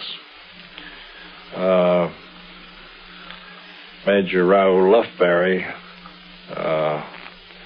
who had made a great name for himself as an ace in the Lafayette Escadrille and had been and had transferred to the United States Air Service and was one of the flight commanders of our squadron, asked Rick and myself to accompany him on a patrol over the lines near Reims. We were, of course, delighted and excited because it was our first try at it. So we took off in our Newport 28s, and he led us over the lines, up and down, for perhaps an hour and a half, an hour and three-quarters, which was the extent of our fuel supply in those aircraft. But it seemed most of the time a little dull. We encountered some anti-aircraft fire shortly after we got near the lines, which was a surprise, but one which we learned to get used to. But aside from that, it was a cold, gray day with a high ceiling, and there didn't seem to be any particular activity going on, either on the ground or in the air. But when we came back and landed at our airdrome, Lufberry asked us to report what we'd seen. So we reported the anti-aircraft bursts that had been near us, and that was all. Lufberry laughed and said, "Well, I thought you fellows probably wouldn't see much your first flight over. As a matter of fact, a flight of French Spads passed fairly close underneath us. There was another flight of French Spads off to the side at one time, and just before we started back to our landing field, there were 3 or 4 German Albatross and a German observation plane just on the other side of the lines, not very far away from us. But I knew that green pilots don't see much the first time up, so I was reluctant to attack them and get you fellas into trouble." That's the way it went on that first flight, but it was just a start for Eddie. About a month later, on April 29th, 1918, he shot down his first German plane, an Albatross single-seater. He did this by driving his Newport out of the sun until he was less than 150 yards from his quarry before opening fire. This is the way he fought. But there were other airmen with Eddie, airmen such as Leroy Prinz, now dance director at Metro-Goldwyn-Mayer, who had fun and made merry even while flying. I had 18 official planes to my credit, all American, of course. In fact, I was probably the only man in the 94th Squadron that had such a credit. And my title was Crash Ace. Of course, people ask me why, and I always tell them, well, we couldn't all be heroes in the 94th. Rickenbacker was setting such a terrific pace. The Germans had to shoot somebody down, and so I was elected. Unfortunately, being short, I wasn't too good a pilot, and I got called on the carpet by Rickenbacker, and he thought maybe it would be good for me to be assigned to General Mitchell as an aide-de-camp, which later turned out to be decorations officer. And I asked him what would be this particular reason. He said he thought it would be good for two reasons. He thought I'd be a good man to the general staff and show him out. And also, and his face got a little red, and he blared up. He said he wanted to build up the Air Force a little bit. Seemed like I was taking them down faster than the Germans were. In fact, he said I was the only German ace in the American Air Force. Well, my official job was to get in a truck and come back with a load of nurses. I seemed to be able to manage and round them up all the time, and down in this gullies we'd go where a table would be set up, and we'd manage to have music and a dance, etc. And, of course, invariably they were broken up because pretty near every night we had a visit from the Germans. And you know how tough it was to have the lights go out with nothing but a lot of nurses around. That was murder. With Eddie, it was a serious business. He hunted with coldness and logic. Not a fancy pilot, but a fighter. On the ground, he checked his engine himself, and for fear of jamming his guns in combat, he examined every bullet himself before he loaded his machine gun belt. Colonel Fred Ordway, now of Washington, describes Eddie's approach to his job. Eddie Rickenbacker, as I've always said, was much older and more matured. He was a disciplinarian, an excellent fighter, very careful and calculating. He did not believe in taking unnecessary chances. He was quite the opposite of Frank Luke, who would not hesitate to dive into a formation of enemy aircraft when he was outnumbered 5 or 6 or 7 to 1. That didn't worry Frank Luke in the least. Eddie Rickenbacker was much more careful and calculating, and didn't believe in taking unnecessary risks. He was very strict in regard to the manner in which the pilots conducted themselves and around the airfield and, of course, in combat. And he was also very careful in protecting younger pilots on their first trips over the lines. He would be inclined to fly above them, and if they were attacked and in a dangerous position, he would dive in on the enemy aircraft and either shoot it down or chase it away. This has been Eddie's way of doing things throughout his life. Rick, of course, is a hard taskmaster because he doesn't drive anybody, he leads them, but he sets a terrific example. Real leaders are that way. They set the example and lead the way and show the way, and you just naturally fall in behind them.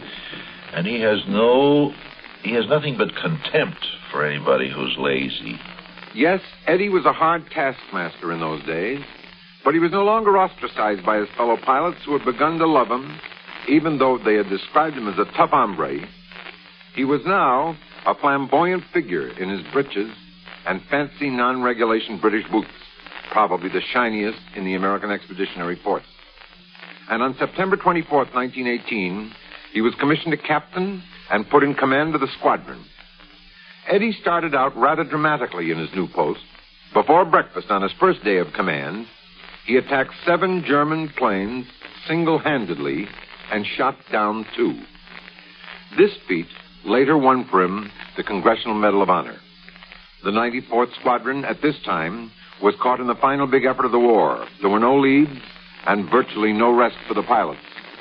Reed Chambers, who flew with Eddie throughout this period, knows from first-hand knowledge just how Rickenbacker achieved such success.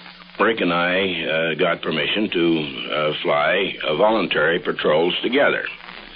And after our regular formations, we would take off and to go out on hunting expeditions. Remember that the planes we were flying then had a top speed, even downhill, of about 130 miles an hour. He had lots of racing experience around 100 miles an hour during hubcap to hubcap. I could fly Rick. I get on his tail and stay there. I could shoot more holes in a towed target than he could. But when the target started shooting back at me, that was a horse of a different color. Rick, I would start shooting at an enemy plane too far away, and as a result, missed many shots. Rick would withhold his fire until he could practically see the whites of the fellow's eyes, and he never missed. He was a terrific judge of distance. He only made one mistake, and one day he did pull up a little too close and clipped a German albatross with his tail skid and pulled the German's wing off. He got him by actually colliding with him without getting hurt himself. Rick and I, when we were going out alone, would always have a little private briefing and decide where we were going to go hunting and what clouds we were going to look over and under. And we developed a favorite expression, which we used always as we would part to get into our respective airplanes. And that was, well, baby, I'll be slapping you in the face with a spade. And it sort of became funny to us, because sometimes we weren't sure which was going to slap who in the face with a spade. On October 30th, 1918, just before sundown, Eddie landed his plane after shooting down a Fokker and a balloon. Those were his last victories in the war. And when the armistice was signed on November 11th, the score was official. 26 planes shot down in 7 months. The end of the war for that colorful figure in his tight breeches, a man who had kept 2 Spad pursuit planes, each bearing the number 1 in the famed hat-in-the-ring insignia, who had landed one, gulped coffee, and took off in another, flying as much as 7 hours a day. But the war was over. No longer would Eddie and his fellow pilots make up such squadron ballads as this one. When the final taps have sounded, and we lay aside life's cares, and we fly our last old Spad on heaven's golden stairs, and the angels bid us welcome, and the harps begin to play, 'tis then we'll hear St. Peter as he greets us with a yell, "Front seats for you of 94, for you've done your hitch in hell."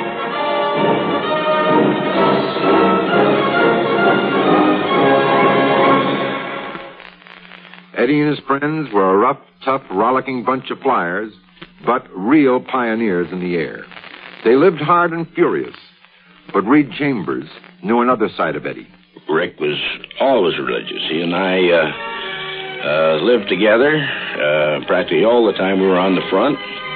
And every night, Rick would kneel by the side of his bed and put his head in his arms, and while he made no sound, I still am convinced that he was praying. In fact, his religion, for my money, is far better than that of most of the creeds that I know of. If everybody lived like Rick does, it would be a far better world.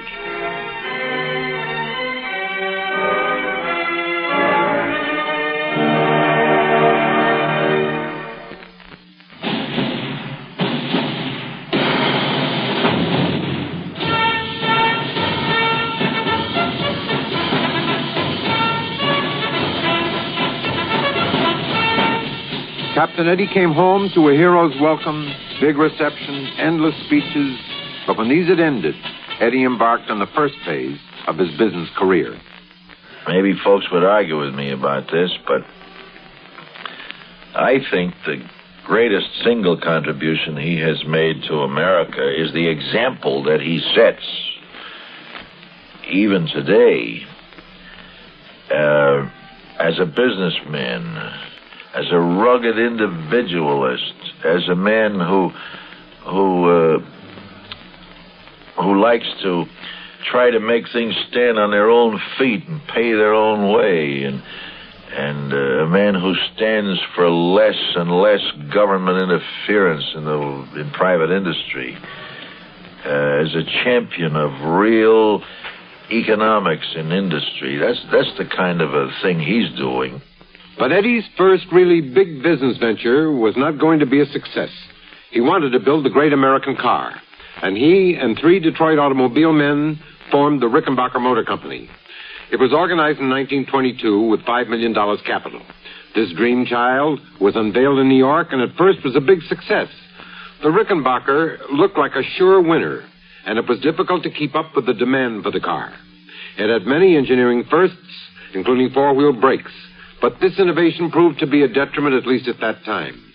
The car was criticized, and the brakes were described as dangerous because they brought the car to a stop too suddenly. Finally, this criticism, coupled with the 1925 slump, brought to a close Eddie's dream of a great American car, and it left him with a $250,000 debt, which he swore he'd pay off, and he did later. More and more he turned to the aircraft industry, and while working for General Motors, was connected with the Fokker Aircraft Corporation and Eastern Airlines, then owned by the big corporation. Another company owned by General Motors at that time was Eastern Airlines. Alfred P. Sloan, former president of General Motors and later chairman of the board. At that time, in 1934, Eddie had charge of what was then the General Motors Eastern Airlines division. Finally, the time was reached when the corporation decided to remain in manufacturing and dispose of its interest in airplane operation. This necessitated the sale of our Eastern Airlines division. Eddie was much interested and extremely anxious to work out something whereby he could take over our interest in airplane operation. I am reminded of how he telephoned me shortly before Christmas in 1938. It so happened that his opportunity to purchase the property expired the next day.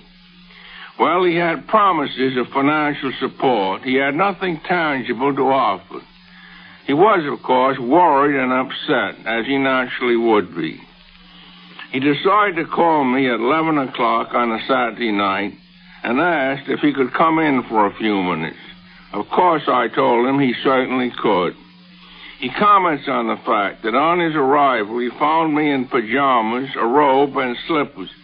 He never was able to quite figure out whether he had wakened me, got me out of bed, or how it happened. Anyhow, we had a discussion on the subject. I told him further I did not know just what the status was, as it was being handled by the financial people in General Motors. But I promised him I would look into the matter immediately, and if a commitment had not been made, I would assure him a real opportunity to see what he might do, and further not to worry about it. Eddie rounded up $3.5 million in 30 hectic days. I can't talk from the standpoint of his colorful exploits as an automobile racer or a flyer in World War I because I didn't know him at that time. But I can speak from very definite knowledge of that phase of his life with which I've had the closest contact, namely his business career. Hugh Knowlton of the investment firm of Kuhn Loeb tells why the financial world had confidence in Eddie, even though his Rickenbacker car of the 20s had been a failure. 20 years ago, in the spring of 1938, my firm had an important part in the purchase of Eastern Airlines from General Motors. At that time, this airline was a mere fledgling. It was doing a total business, at a rate under $5 million a year. Eddie Rickenbacker's confidence in the future of this enterprise was terrific. It was unflagging and it was contagious. But even so, it required a real element of faith, because no one had yet demonstrated the ability to make an airline profitable. That Eddie Rickenbacker's talents were equal to this challenge is certainly most dramatically shown by this fact. Eastern Airlines has operated profitably every year since that time. This is an outstanding record in the industry, and today this little acorn, this little acorn of 1938 has grown into a tremendous oak, now operating at an annual rate not of $5 million, as in 1937, but $265 million, a growth of 5,200%, all under the leadership of Eddie Rickenbacker. This time there was no doubt Eddie had become a successful businessman, a captain of industry. Along the way, he had bought the Indianapolis Speedway at a cost of $700,000. But now, once again, his great love was the airplane and air transportation. Alfred P. Sloan again had a conversation with Eddie, and again Captain Eddie suggested